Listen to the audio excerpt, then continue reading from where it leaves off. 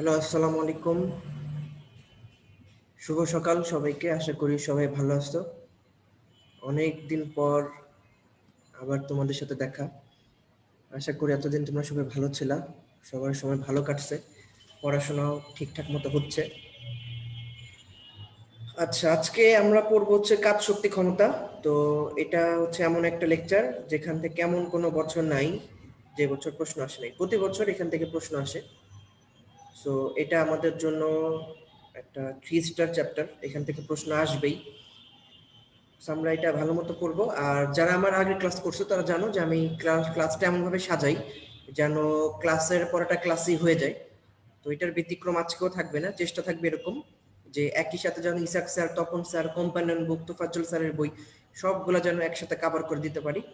So আজকে ক্লাসের উদ্দেশ্য হচ্ছে একটাই, সেটা হচ্ছে যেন ক্লাসের পড়াটা তোমার ক্লাসেই হয়ে যায়। ঠিক আছে, আশা করি সবাই চলে আসছে।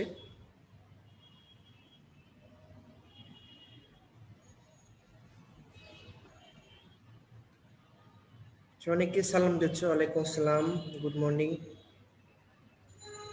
আমি আছি, ভালোই আছি, খুব একটা খারাপ না। বাসা আমার আম্মু কোভিড পজিটিভ, এটা নিয়ে একটু টেনশনে আছি। আম্মু আইসোলেশনে আছে, আম্মুর জন্য একটু দোয়া করবা। আর নাইট ডিউটি করে আসছি, সারা রাত ডিউটি করে আসছি, চেহারা দেখে বোঝা যাচ্ছে বিধ্বস্ত চেহারা। সো খুব একটা আসলে 100% ফিট না আর কি, একটু আনফিট অবস্থায় আছে মেন্টালি ফিজিক্যালি। আশা করি ক্লাসে প্রভাব পড়বে না, ক্লাস ঠিক মতো নিতে পারবো। তোমরা যদি একটু হেল্প করো তাহলেই হবে। আচ্ছা, ঠিক আছে, আমরা ক্লাস শুরু করে দিই, আমরা ক্লাসে চলে যাই।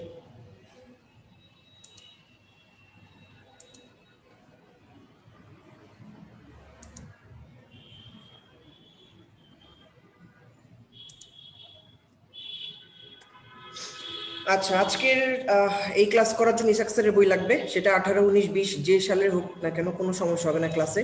সাথে কম্প্যানিয়ন বুকটা লাগবে, আর হচ্ছে খাতা কলম তো অবশ্যই লাগবে। কম্প্যানিয়ন বুক মাস্ট। হ্যাঁ, ক্লাসের প্রথম থেকে আমরা কম্প্যানিয়ন বুকটা ভালো করে পড়বো। তপন স্যারের বই এই চ্যাপ্টারের জন্য দরকার নাই, তপন স্যারের বই থেকে যা যা পড়তে হবে সবকিছু আমি ক্লাসের মধ্যে দেখাই দিব, পড়াই দিব, কোনো সমস্যা নেই। আচ্ছা, আমাদের পড়া শুরু হচ্ছে এখান থেকে। নতুন বই যাদের 335 নাম্বার পেজ, যাদের আগের বই 313, আর 2008 সালের বই, 18 সালের বই যাদের, তাদের মনে আরো 1-2 পেজ আগে 310 অথবা 11, ওখান থেকে শুরু হবে। আচ্ছা, তাহলে আমি যে বলছিলাম যে এমন কোনো বছর নাই, দেখো এখান থেকে প্রশ্ন আসে নাই, সেই 2001 সাল থেকে শুরু, 1, 2, 3, 4, 5, 6, 7, 8, 9, 10। দেখো এমন কোনো বছর নাই গত 19 বছর ধরে প্রতি বছর এখান থেকে দুইটা তিনটা করে প্রশ্ন আসছে।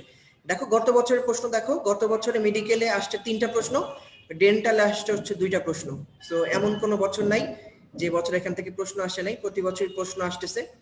সো কোনো সমস্যা হবে না, আমরা এটা ভালো করে পড়বো যেন এই বছরও 2টা বা 3টা যতগুলো প্রশ্ন আসুক আমরা যেন অ্যান্সার করতে পারি। আচ্ছা, আমরা যদি টপিক ওয়াইজ চিন্তা করি তাহলে দেখবা যে এখান থেকে সবচেয়ে বেশি প্রশ্ন আসছে ক্ষমতা থেকে, ওখান থেকে 10টা প্রশ্ন আসছে। এরপর আসছে কাজ থেকে 9টা, তারপরে গতিশক্তি থেকে আসছে 6টা, সংরক্ষণশীল অসংরক্ষণশীল বল থেকে আসছে 5টা, শক্তি থেকে আসছে 4টা। আমরা বিস্তারিত হচ্ছে তো কালকে তোমাদের সলভ ক্লাস, ওই সলভ ক্লাসের মধ্যে বিস্তারিত প্রশ্ন নিয়ে আলোচনা করবো, সমস্যা নেই।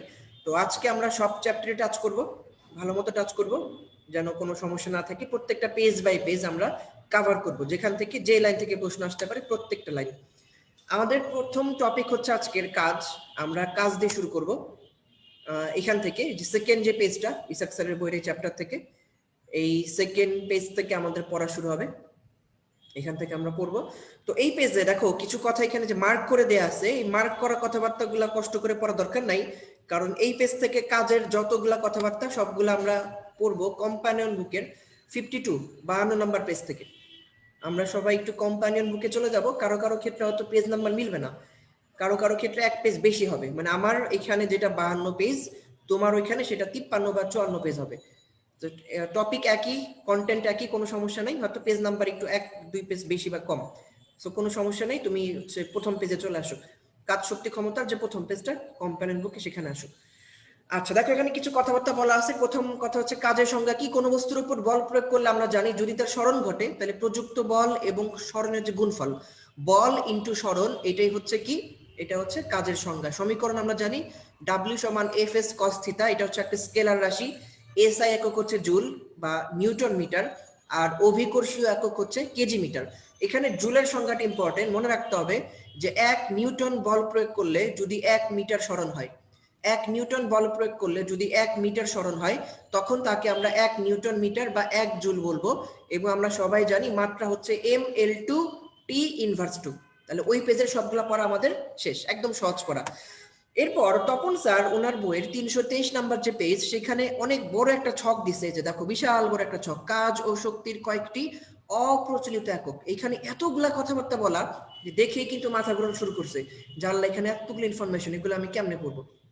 কোনো সমস্যা নাই, এখানে যতগুলা কথাবার্তা আছে সবগুলা কথাবার্তা আমরা সুন্দর করে গুছিয়ে পড়বো কম্পানিয়ন বুকের 52 নাম্বার পেজে। তপন স্যারের ওই পেজের যা কিছু আছে সবকিছু দেখো, দেখতে অনেক ভয়াবহ লাগতেছিল, বাট তুমি যখন সেম জিনিসটাই কম্পানিয়ন বুক থেকে পড়বা, দেখো এখন কিন্তু আর আগের মতো ভয় লাগতেছে না, জিনিসটা একটু গোছানো আছে। আচ্ছা খেয়াল করো, আমরা হচ্ছে দুইটা এককে কম্পেয়ার করবো, একটা হচ্ছে সিজিএস সেন্টিমিটার গ্রাম সেকেন্ড, আর একটা হচ্ছে এফপিএস ফুট পাউন্ড সেকেন্ড। আচ্ছা এফপিএস পদ্ধতিতে পরম একক হচ্ছে ফুট পাউন্ডাল, আর মনে রাখবা 1 ফুট পাউন্ডাল হচ্ছে 4.2 ইন্টু 10⁵ আর্ক। ঠিক আছে, একদম সহজ কিন্তু। এফপিএস পদ্ধতিতে এবং অভিকর্ষী একক, দেখো দুইটার মধ্যে ফুট আছে, খুবই সোজা, এফ ডি হচ্ছে ফুট, তাহলে এফপিএস পদ্ধতিতে পরম একক হচ্ছে ফুট পাউন্ডাল আর অভিকর্ষীয় একক হচ্ছে ফুট পাউন্ড। তাহলে ফুট পাউন্ডাল কত, 1 ফুট পাউন্ডাল হচ্ছে 4.2 ইন্টু 10⁵ আর্ক। একটা কারেকশন আছে, কারেকশন হচ্ছে যে অভিকর্ষীয় একক ফুট পাউন্ড, এখানে 1 ফুট লেখা আছে, পাউন্ডটা লেখা নাই। এই যে দেখো পাশে আমি লাল কালিতে লিখে দিছি, একটু কষ্ট করে পাশে হাইফেন দিয়ে লিখে রাখো এলবি, পাশে লিখে রাখো FT hyphen LB, 1 foot pound. Foot pound কিভাবে লিখে, এফটি হাইফেন এলবি। তাহলে 1 ফুট পাউন্ড হচ্ছে 1.356 জুল। তাহলে আমাদের এফপিএস পদ্ধতি পড়া শেষ। এবার আসো সিজিএস। সিজিএস আরো সোজা, মনে রাখা খুবই সোজা। কেন? কারণ সিজিএস পদ্ধতিতে পরম একক হচ্ছে আর্ক, আর আমরা সবাই জানি 1 আর্ক সমান 10⁻⁻7 জুল। আর অভিকর্ষীয় একক হচ্ছে গ্রাম সেন্টিমিটার, এবং 1 গ্রাম সেন্টিমিটার সমান সমান হচ্ছে 980 আর্ক। ঠিক আছে, তাহলে আমি আরেকবার বলি, আমার সাথে সাথে তোমরাও পড়ে ফেলো, তাহলে পড়া শেষ হয়ে যাবে। তাহলে প্রথম কথা, এফপিএস পদ্ধতিতে পরম একক কি? এফপিএস পদ্ধতিতে পরম একক হচ্ছে ফুট পাউন্ডাল, আর 1 ফুট পাউন্ডাল কত? 4.2 ইন্টু 10⁵ আর্ক। কত? 4.2 ইন্টু 10⁵ আর্ক। শেষ। আচ্ছা এফপিএস পদ্ধতিতে অভিকর্ষী একক কত? Foot pound. 1 ফুট পাউন্ড কত? 1.356 জুল। তাহলে 1 ফুট পাউন্ডাল কত? 4.2 ইন্টু 10⁵। 1 ফুট পাউন্ড কত? 1.356 জুল। শেষ। আবার সিজিএস পদ্ধতিতে পরম একক কি? আর্ক। 1 আর্ক সমান সমান কত? 10⁻⁻7 জুল। 1 আর্ক কত? 10⁻⁻7 জুল। আচ্ছা অভিকর্ষী একক কত? গ্রাম সেন্টিমিটার। 1 গ্রাম সেন্টিমিটার কত? 980 আর্ক। ঠিক আছে, তাহলে সিজিএস এফপিএস পড়া শেষ। এবার আসো কিলোগ্রাম মিটার। এমকেএস বা মিটার কিলোগ্রাম সেকেন্ড পদ্ধতিতে কাজের অভিকর্ষীয় একক হচ্ছে কিলোগ্রাম মিটার। তাহলে কিলোগ্রাম মিটারের মধ্যে কিন্তু কোনো পরম একক নাই। কিলোগ্রাম মিটার পদ্ধতিতে শুধুমাত্র অভিকর্ষীয় একক আছে, এবং সেটা হচ্ছে কিলোগ্রাম। এমকেএস পদ্ধতিতে অভিকর্ষীয় একক হচ্ছে কিলোগ্রাম মিটার, এবং 1 কিলোগ্রাম মিটার সমান সমান কত? 9.8 জুল। তাহলে 1 গ্রাম সেন্টিমিটারে কত? 980 আর্ক, আর 1 কিলোগ্রাম মিটারে কত? 9.8 জুল। এটা তখন স্যারের বই আছে। তোফাজ্জল স্যার ওনার বইতে বলছে, এটা আমরা সবাই জানি, যে আধুনিক পদার্থবিজ্ঞানে শক্তি পরিমাপের জন্য ইলেকট্রন ভোল্ট নামে আরো একটা একক ব্যবহার করা হয়, এবং 1 ইলেকট্রন ভোল্ট সমান সমান কত? 1.6 ইন্টু 10⁻⁻19 জুল। তাহলে অপ্রচলিত একক আমাদের পড়া শেষ। এবার সবাই পেজ উল্টাও। পেজ উল্টানোর পর দেখো এই যে এই পেজটা আসবে, যেখানে লেখা আছে কয়েকটি বিশেষ ক্ষেত্রে কাজ। সেখানে দেখো বলের দ্বারা কাজ, এখানে কিছু কথা বোল্ড করে লেখা আছে। তারপর লেখা আছে বলের বিরুদ্ধে কাজ, এখানে কিছু কথা বোল্ড করে লেখা আছে, দেখছো? আচ্ছা তাহলে এবার তুমি 2 পেজ উল্টাবা, সবাই 2 পেজ উল্টাও। 2 পেজ উল্টানোর পর দেখো তুমি আসবা এই পেজে। দুইটা পেজ উল্টানোর পর তুমি আসবে হচ্ছে এই পেজে, দেখো যেখানে লেখা আছে ধনাত্মক কাজ, শূন্য কাজ, ঋণাত্মক কাজ। তাহলে দেখো ওই যে দুই পেজ আগে ওইখানেও কিন্তু বলের দ্বারা কাজ মানে ধনাত্মক কাজ, বলের বিরুদ্ধে কাজ মানে ঋণাত্মক কাজ, এই কথাগুলো বলা ছিল। আবার এখানেও বলা আছে, দুই পেজের পড়া অলমোস্ট সেম, দুই একটা কথা একটু এদিক সেদিক বলা আছে। এই জন্য আমরা ওই দুই পেজের পড়া একসাথে করে একটা বক্স আকারে পড়বো। সেই বক্সটা দেয়া আছে কম্পানিয়ন বুকের 52 নাম্বার পেজে। কম্পানিয়ন বুকের 52 নাম্বার পেজে আসো, আসার পর দেখো এখানে একটা পার্থক্য দেয়া আছে, খুবই সোজা, জাস্ট আমার কথাগুলো শোনো, পড়া হয়ে যাবে। প্রথম কথা, ধনাত্মক কাজ আর বলের দ্বারা কাজ একই জিনিস। কি জিনিস? যদি কোনো কাজ এমন হয় যেখানে বলের দিকে সরণের উপাংশ থাকে বা বলের প্রয়োগ বিন্দু বলের দিকে সরে যায়, তাহলে এখানে একটাই কথা মনে রাখবা, সেটা হচ্ছে বলের দিকে। তাহলে যে সংজ্ঞায় বলের দিকে এই কথাটা থাকবে সেটা কার সংজ্ঞা? সেটা হচ্ছে ধনাত্মক কাজ বা বলের দ্বারা কাজের সংজ্ঞা। ওকে, তাহলে বলের দিকে। আচ্ছা, তাহলে আমাকে বলো বল মানে কি? বল মানে হচ্ছে ভর ইনটু ত্বরণ। তাহলে যেখানে বলের দিকে থাকবে তাহলে সেখানে বলের সাথে সাথে কি থাকবে? ত্বরণ থাকবে। এই জন্য দেখো লেখা আছে ধনাত্মক কাজে ত্বরণ হয়। আচ্ছা, ভালো কথা। ত্বরণ মানে কি? ত্বরণ মানে হচ্ছে এক্সিলারেশন। তাহলে যদি কোনো কিছু এক্সিলারেশন হয় তখন কি বেগ বাড়ে না কমে? এক্সিলারেশন হইলে বেগ বাড়ে। এই জন্য দেখো লেখা আছে ধনাত্মক কাজে ত্বরণ হয় আর ত্বরণ হইলে বেগ বাড়ে। আচ্ছা ফাইন, বেগ মানে কি? ভি। বেগ কি করছো? বাড়াচ্ছ। তাহলে বেগ ভি যদি তুমি বাড়াও তাহলে গতিশক্তি হচ্ছে half of M V square. বাড়বে না কমবে? বেগ বাড়ছে তাহলে ভি স্কয়ার, তার মানে গতিশক্তিও বাড়বে। তাহলে ধনাত্মক কাজে গতিশক্তি বাড়ে।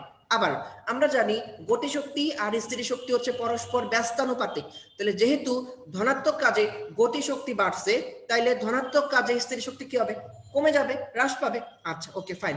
এরপর যেহেতু ধনাত্মক কাজে দেখো বলের দিকে সরে যাচ্ছে, এই যে বলের দিকে সরে গেল, তাহলে দেখো তো কোনটা কি ছোট হয়ে গেল না?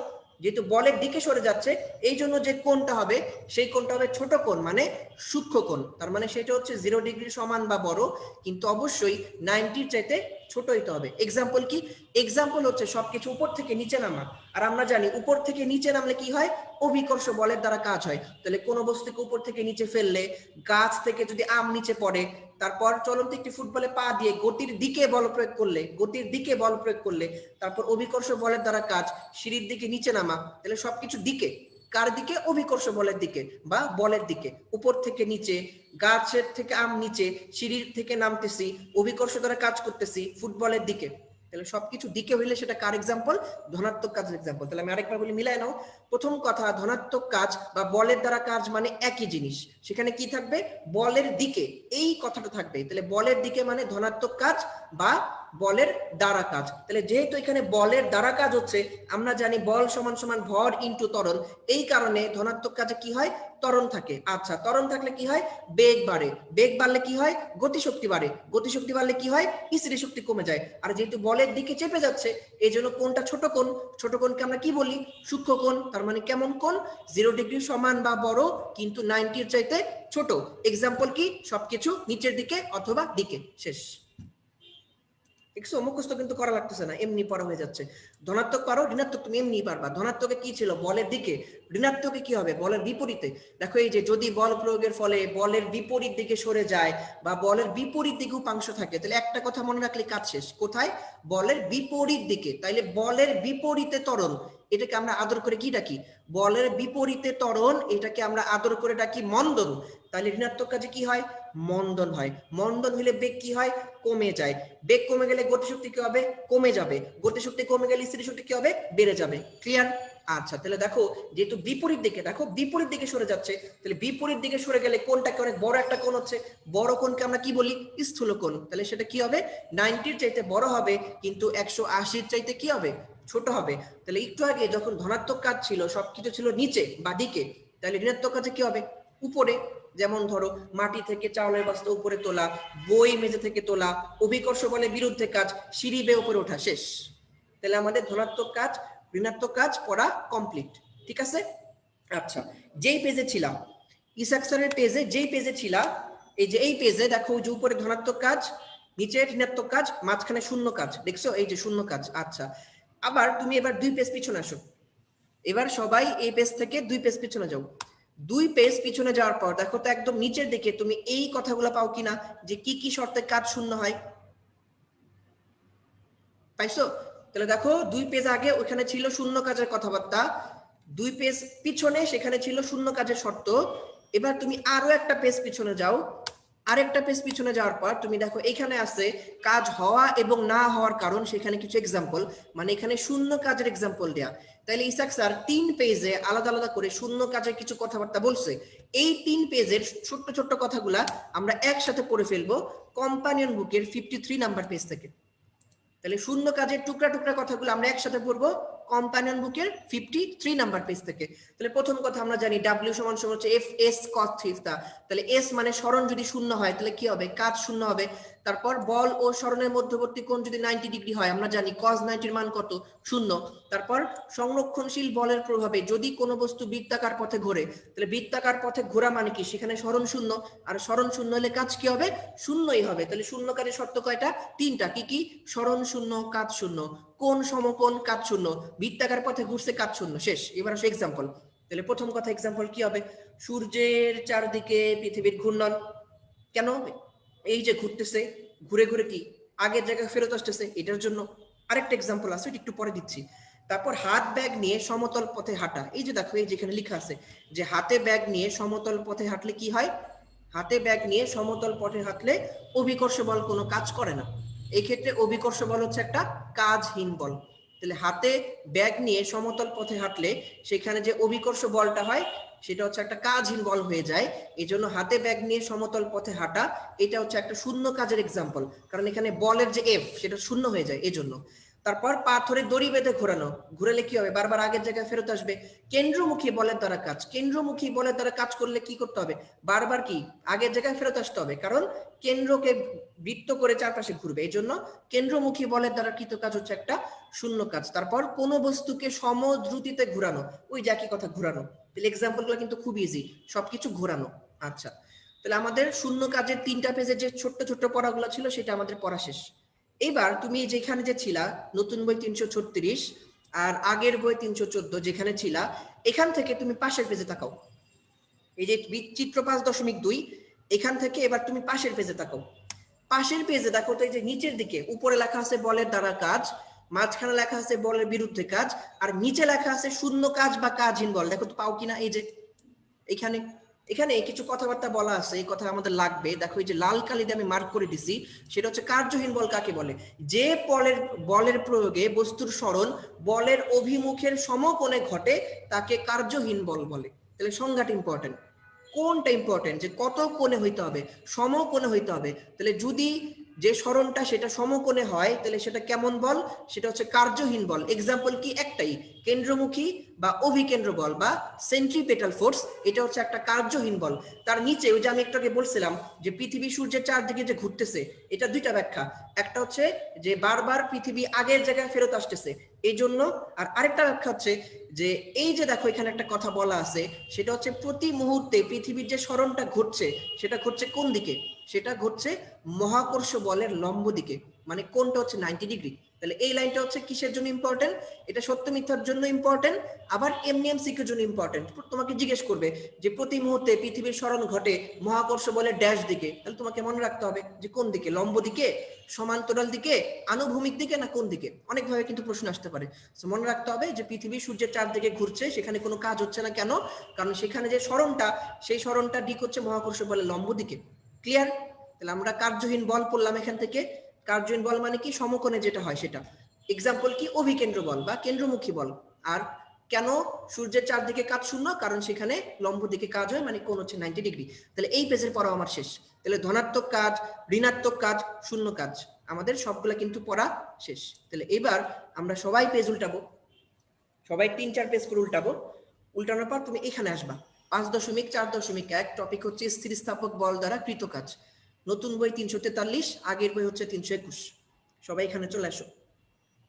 আসার পর দেখো এখন অনেকগুলা কথা মার্ক করে দিছি আমি। প্রথমে দেখো এই যে তোমাদের পদার্থের গাঠনিক ধর্ম, সেখানে একটা সংজ্ঞা ছিল যে স্থিতিস্থাপক বল কাকে বলে। তুমি যদি কোনো একটা বল যেটা দিয়ে তুমি হচ্ছে সেটা আকার বিকৃতি ঘটাইছো, সেই আকার বিকৃতির জন্য যে বলটা দায়ী ছিল সেই বলটা যদি তুমি সরায় নাও, যেমন ধরো রাবারকে তুমি টেনে বড় করলা, তুমি কি করলে, এটাকে ছেড়ে দিলা, ছেড়ে দিলে কি হবে, সে আগের জায়গায় ফেরত আসবে। তাহলে যেই বল অপসারণ করলে আকার পরিবর্তনের যে বল সেটা অপসারণ করলে যে বলের কারণে বস্তু আবার আগের অবস্থানে ফেরত আসে সেটাকে আমরা বলি স্থিতিস্থাপক বল, এটা আমরা সবাই জানি। এবং এখানে একটা সমীকরণ আছে খুব ইম্পর্টেন্ট, সেটা হচ্ছে স্প্রিংকে যদি এক্স বল, আমরা যদি বল প্রয়োগে এক্স সরণ ঘটাই, তাহলে স্প্রিং দ্বারা কৃত কাজ ডাব্লিউ সমান সমান হচ্ছে half of K x square. এখানে যে কে, এটাকে আমরা বলি স্প্রিং ধ্রুবক। তাহলে স্প্রিং দ্বারা কৃত কাজের সমীকরণ কি? স্প্রিং দ্বারা কৃত কাজের সমীকরণ হচ্ছে ডাব্লিউ সমান half of K x square. এখন যদি এখানে কে একটা ধ্রুবক হয়, তাহলে কে যদি ধ্রুবক হয় তাহলে আমরা কি বলতে পারি? আমরা বলতে পারি ডাব্লিউ সমানুপাতিক এক্স স্কোয়ার। তাহলে এখানে ডাব্লিউ মানে কি? এখানে ডাব্লিউ মানে হচ্ছে স্থিতিস্থাপক বল দ্বারা কাজ, আর এক্স মানে কি? এক্স মানে হচ্ছে সরণ। তাহলে আমরা লাইনটাকে যদি বাংলায় বলি তাহলে কি বলবো? আমরা বাংলায় বলতে পারি যে স্থিতিস্থাপক বল দ্বারা কাজ হচ্ছে সরণের বর্গের সমানুপাতিক, অর্থাৎ ডাব্লিউ সমানুপাতিক এক্স স্কোয়ার। তাহলে এক্স হচ্ছে সরণ, এই এক্স কে যদি আমরা দ্বিগুণ করি তাহলে কাজ কয় গুণ হবে? এক্স এর দ্বিগুণ স্কোয়ার, তার মানে কত? 4 গুণ হয়ে যাবে। এই কথাটা মার্ক করো, বোল্ড করে দেওয়া আছে। তাহলে স্থিতিস্থাপক বল দ্বারা কাজ হচ্ছে সরণের বর্গের সমানুপাতিক, এবং এই কারণে যদি আমি স্থিতিস্থাপক বলের বিপরীতে সরণকে 2 গুণ করি তাহলে কাজ হবে তার স্কয়ার, মানে 4 গুণ। এবার সবাই পরের পেজে আসো। পরের পেজে আসার পর একদম শুরুতে দেখো, পেজের শুরুতে লেখা আছে অভিকর্ষীয় বলের দ্বারা কৃত কাজ, এটার সমীকরণ হচ্ছে ডাব্লিউ সমান সমান G M M by R square into H. খেয়াল করে দেখো এখানে জি এম এম আর, এই যে এত বড় একটা রাশি, এই পুরোটা হচ্ছে ধ্রুবক। তাহলে এই পুরোটা যদি ধ্রুবক হয় তাহলে আমরা কি বলতে পারি? আমরা বলতে পারি ডাব্লিউ সমানুপাতিক এইচ। আর এখানে ডাব্লিউ মানে কি? এখানে ডাব্লিউ মানে হচ্ছে অভিকর্ষীয় বলের দ্বারা কাজ, এইচ মানে কি? উচ্চতা বা সরণ। তাহলে এই লাইনটাকে আমরা বাংলা করে কি বলতে পারি? আমরা বলতে পারি অভিকর্ষ বলের দ্বারা কাজ হচ্ছে উচ্চতা বা সরণের সমানুপাতিক। অর্থাৎ অভিকর্ষ বলের বিপরীতে যদি আমি সরণকে 2 গুণ করি তাহলে কাজ কয় গুণ হবে? দ্বিগুণ হবে। সরণকে 3 গুণ করলে কাজ কয় গুণ হবে? 3 গুণই হবে। ঠিক আছে? তাহলে এই যে তুমি উপরে এখানে ছিলা, এই পেজের নিচের দিকে আসো। এই পেজের নিচের দিকে দেখো মাঝখানে এই যে কিছু কথা এখানে দেখো সংজ্ঞা আকারে লেখা আছে। ওই পেজের মাঝখানে দেখো ঠিক সংজ্ঞা করে কিছু কথা লেখা আছে। কি লেখা আছে? যে স্প্রিং এর একক দৈর্ঘ্য বৃদ্ধির জন্য প্রযুক্ত বলকে স্প্রিং এর বল ধ্রুবক বলে। আমরা একটু আগে দেখছি যে ডাব্লিউ সমান হাফ কে এক্স স্কোয়ার, ওখানে কে হচ্ছে একটা ধ্রুবক, যেটাকে আমরা স্প্রিং ধ্রুবক বা বল ধ্রুবক বলি। এটা সংজ্ঞা কি? সংজ্ঞা হচ্ছে একক দৈর্ঘ্য বৃদ্ধির জন্য যে বলটা প্রয়োগ করা হয় সেটাকে আমরা স্প্রিং এর বল ধ্রুবক বা স্প্রিং ধ্রুবক বলি। তাহলে খেয়াল করো, একক দৈর্ঘ্য বৃদ্ধি করার জন্য যে বল, তাহলে বল হচ্ছে এফ, দৈর্ঘ্য বৃদ্ধি হচ্ছে এক্স। তাহলে আমরা বলতে পারি স্প্রিং ধ্রুবকের সমীকরণ হচ্ছে কে সমান সমান এফ বাই এক্স। স্প্রিং ধ্রুবকের সমীকরণ হচ্ছে কে সমান সমান এফ বাই এক্স।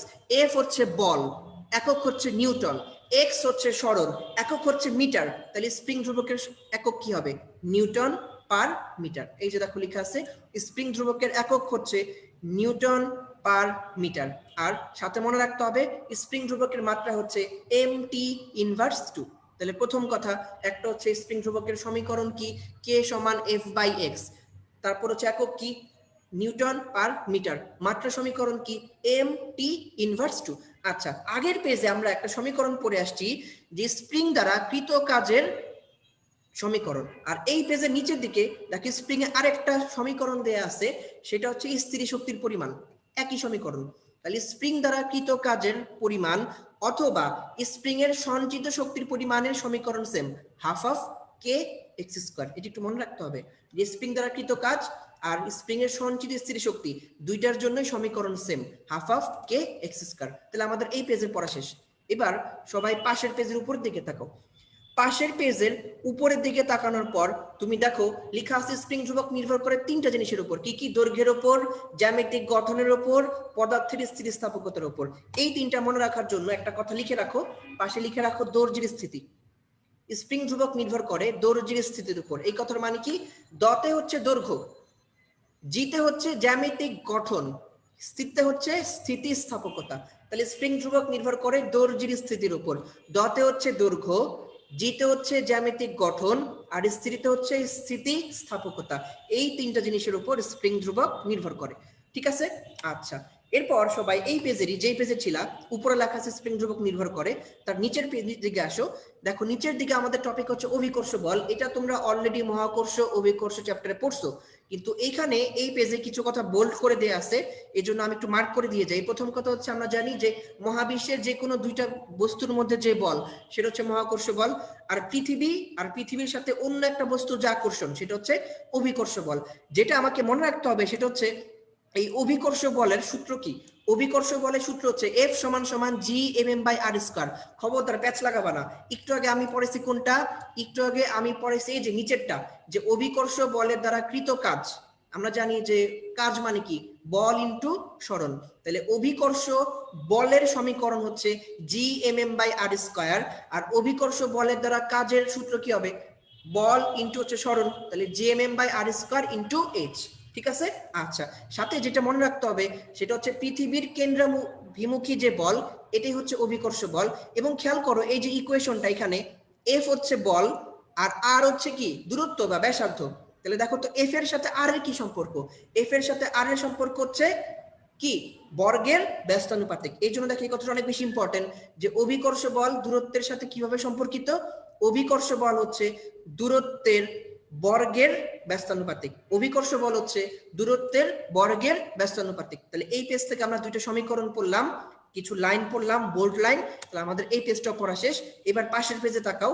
দেখো পাশের পেজে একই কথা আবার আসছে, যেটা আমরা পড়ে আসছি, যে উপর ওঠানোর ক্ষেত্রে কৃত কাজ কি? উপর ওঠানোর ক্ষেত্রে কৃত কাজ হচ্ছে উচ্চতা বা সরণের সমানুপাতিক, মানে W=H। তারপর আনত বল তলবে নামানোর ক্ষেত্রে কৃত কাজ কি হবে? সেম একই কথা। দেখো একই কথা আবার লেখা আছে, স্থিতিস্থাপক বল দ্বারা কাজ হচ্ছে সরণের বর্গের সমানুপাতিক, অভিকর্ষ বলের দ্বারা কাজ হচ্ছে সরণের সমানুপাতিক। একই কথা বারবার আসছে না? আচ্ছা, আবার দেখো পরের পেজে আসো। পরের পেজে আসার পর এই যে এখানে এটা হচ্ছে যাদের পুরানো বই তাদের হচ্ছে 324-এর নিচে আর 325-এর উপরে এখানে আছে, আর যাদের নতুন বই তাদের 347 নাম্বার পেজে। দেখো মহাকর্ষ বলের দ্বারা ধনাত্মক কাজ, মহাকর্ষ বলের দ্বারা ঋণাত্মক কাজ, এখানে কিছু কথাবার্তা বলা আছে। এইখানে যে কথাগুলো বলা আছে এই কথাগুলা তুমি মহাকর্ষ অভিকর্ষ চ্যাপ্টারে পড়ছো, এই কথাগুলা তুমি স্থিরতড়িৎ চ্যাপ্টারে পড়ছো, একই কথা সব জায়গাতেই আছে। সো এটা খুবই ইম্পর্টেন্ট, তোমাকে মনে রাখতে হবে যে এটা হচ্ছে একদম রিয়েল লাইফ। যে তোমার কোনো ফ্রেন্ডের সাথে যদি তুমি দূরত্ব বাড়ায় দাও, কোনো ফ্রেন্ডের সাথে যদি তুমি দূরত্ব বাড়ায় দাও, তাহলে কি হবে? আস্তে আস্তে তার সাথে তোমার সম্পর্কটা নষ্ট হয়ে যাবে এবং তার সম্পর্কে তোমার মনে একটা নেগেটিভ ধারণা আসবে। এবং তখন যদি কেউ তোমাকে তার সম্পর্কে কোনো একটা নেগেটিভ কথা বলে, তুমি সেটা খুব সহজে বিশ্বাস করে ফেলবা। এই জন্য কি করতে হয়? সম্পর্কের মধ্যে কোনো দূরত্ব রাখতে হয় না, সবসময় কাছাকাছি থাকতে হয়। কাছাকাছি থাকলে কি হয়? মিসআন্ডারস্ট্যান্ডিং গুলো সলভ করা যায়। সেখানে কি হয়? ঋণাত্মক যে ব্যাপারগুলো ছিল সেগুলো সলভ হয়ে যায়।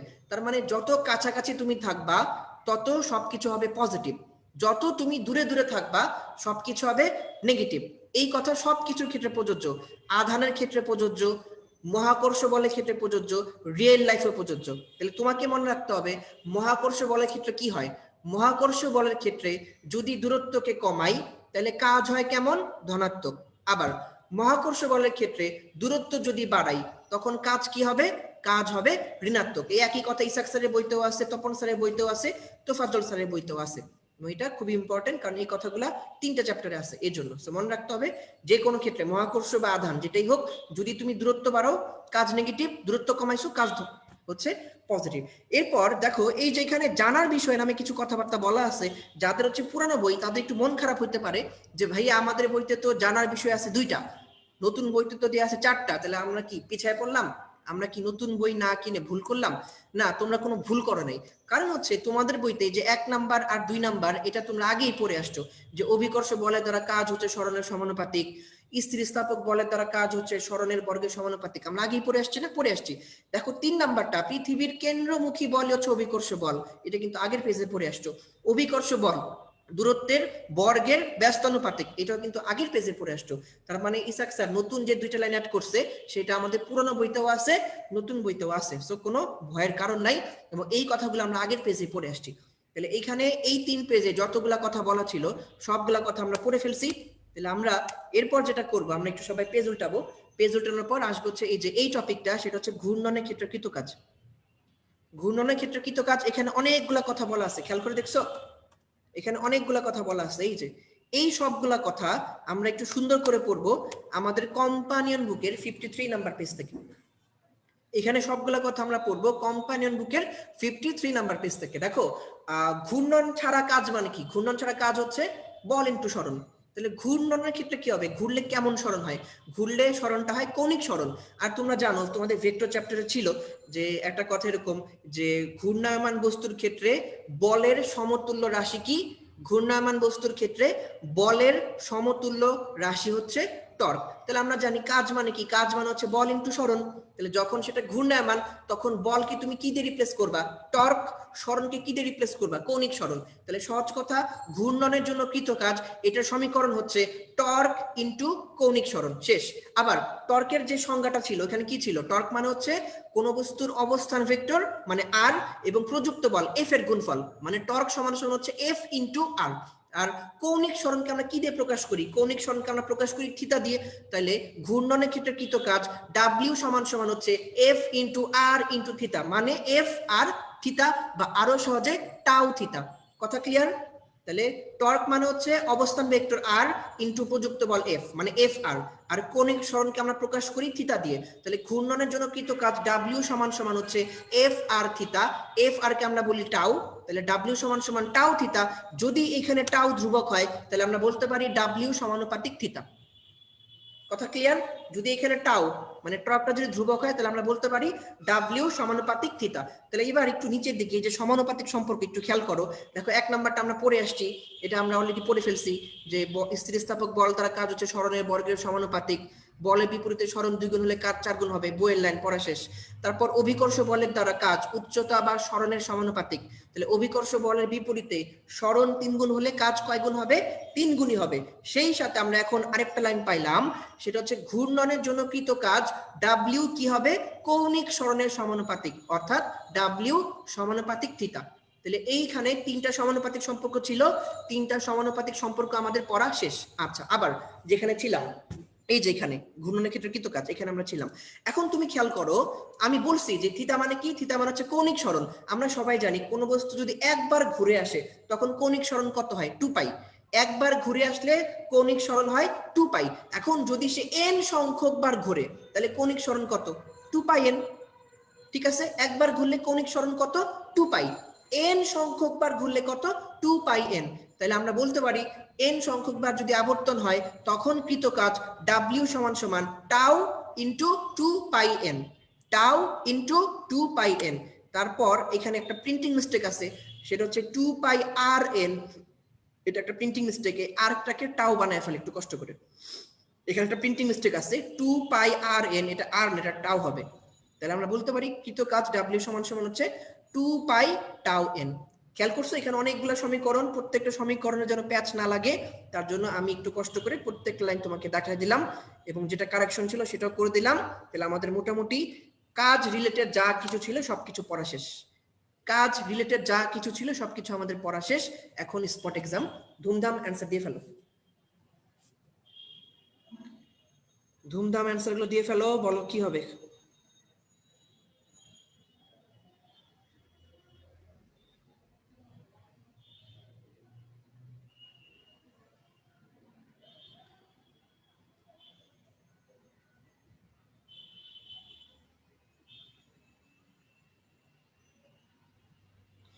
কাজের মাত্রা কি? ml2 t inverse 2। তারপর বলের দ্বারা কাজের ক্ষেত্রে কি হয়? বলের দ্বারা কাজের ক্ষেত্রে আমি বলছিলাম সেখানে হচ্ছে সূক্ষ্মকোণ হয়, তার মানে 0 ডিগ্রি থিটা 90 ডিগ্রি। স্থিতিস্থাপক বলের বিপরীতে সরণ 2 গুণ হলে কাজ হবে কত? তার স্কয়ার, মানে কত? 4 গুণ। সিজিএস এককে কাজের অভিকর্ষীয় একক জানি কি ছিল? আর্ক ছিল না? সাবধান, পরম একক ছিল আর্ক আর অভিকর্ষী একক ছিল হচ্ছে গ্রাম সেন্টিমিটার। স্প্রিং ধ্রুবকের একক কি? Newton per metre. তাহলে যারা ধুমধাম অ্যান্সার বলে ফেলছো তাদের মোটামুটি এতক্ষণ কাজ রিলেটেড যা কিছু ছিল সবকিছু পড়া শেষ। তাহলে 1 এর অ্যান্সার সি, 2 এর অ্যান্সার সি, 3 এর অ্যান্সার ডি, 4 এর অ্যান্সার সি, 5 এর অ্যান্সার হচ্ছে সি। ঠিক আছে, তাহলে আশা করি আমাদের কাজ রিলেটেড যা কিছু ছিল সবকিছু পড়া শেষ। ওকে, তাহলে আমরা পরবর্তী টপিকে চলে যাব। আমাদের পরবর্তী টপিক হচ্ছে শক্তি। আমার মনে হয় কাজের মধ্যে আর তোমাদের কোনো সমস্যা থাকার কথা না, যেখান থেকে যেভাবে যে প্রশ্ন আসতে পারে প্রত্যেকটা পেজ আমরা টাচ করছি। আজকের পর থেকে কাজ নেওয়ার কোনো ঝামেলা হবে না। আমরা এখন পড়বো শক্তি। আচ্ছা, শক্তির জন্য দেখো এই যেই পেজে নতুন বই হচ্ছে 348, 49, আর আগের বই হচ্ছে 326, 27। এখানে কিছু কথাবার্তা বলা আছে, এই কথাগুলো আমরা, এবং সাথে তার পাশের পেজের দিকে তাকাও। পাশের পেজের নিচের দিকে দেখো লেখা আছে শক্তির একক এবং শক্তির মাত্রা। আচ্ছা, একটু খেয়াল করবা, এই যে শক্তির মাত্রা, এটা 3 নাম্বার লাইনটা একটু মার্ক করো, এটা একটা ইম্পর্টেন্ট লাইন। শক্তির মাত্রা যে 3 নাম্বারটা, এটা খুবই গুরুত্বপূর্ণ কথা। শক্তির সবচেয়ে সাধারণ রূপ হচ্ছে যান্ত্রিক শক্তি, এটা তোমাকে অবশ্যই পারতে হবে। শক্তির সবচাইতে সাধারণ রূপ হচ্ছে যান্ত্রিক শক্তি। আশা করি মার্ক করবা এটা। এটা মার্ক করে ফেলার পর এবার সবাই চলে আসবা কম্পানিয়ন বুকের 55 নাম্বার পেজে। সবাই চলে আসো 55 নাম্বার পেজে। আসার পর দেখো শক্তির সংজ্ঞা কি হচ্ছে, কোন বস্তুর কাজ করার সামর্থ্যকে বলে শক্তি। আর আমরা শক্তি পরিমাপ করি কিভাবে, কোন বস্তু যতটুকু কাজ করতে পারে সেটা দিয়ে আমরা শক্তির পরিমাপ করি। তাহলে কাজ করার সামর্থ্যকে শক্তি বলে, এবং সে যতটুকু কাজ করতে পারে সেটাই হচ্ছে তার শক্তির পরিমাপ। শক্তি হচ্ছে একটা স্কেলার রাশি। শক্তির একক কি, শক্তির একক হচ্ছে, আমরা একটু পরে বলতেছি।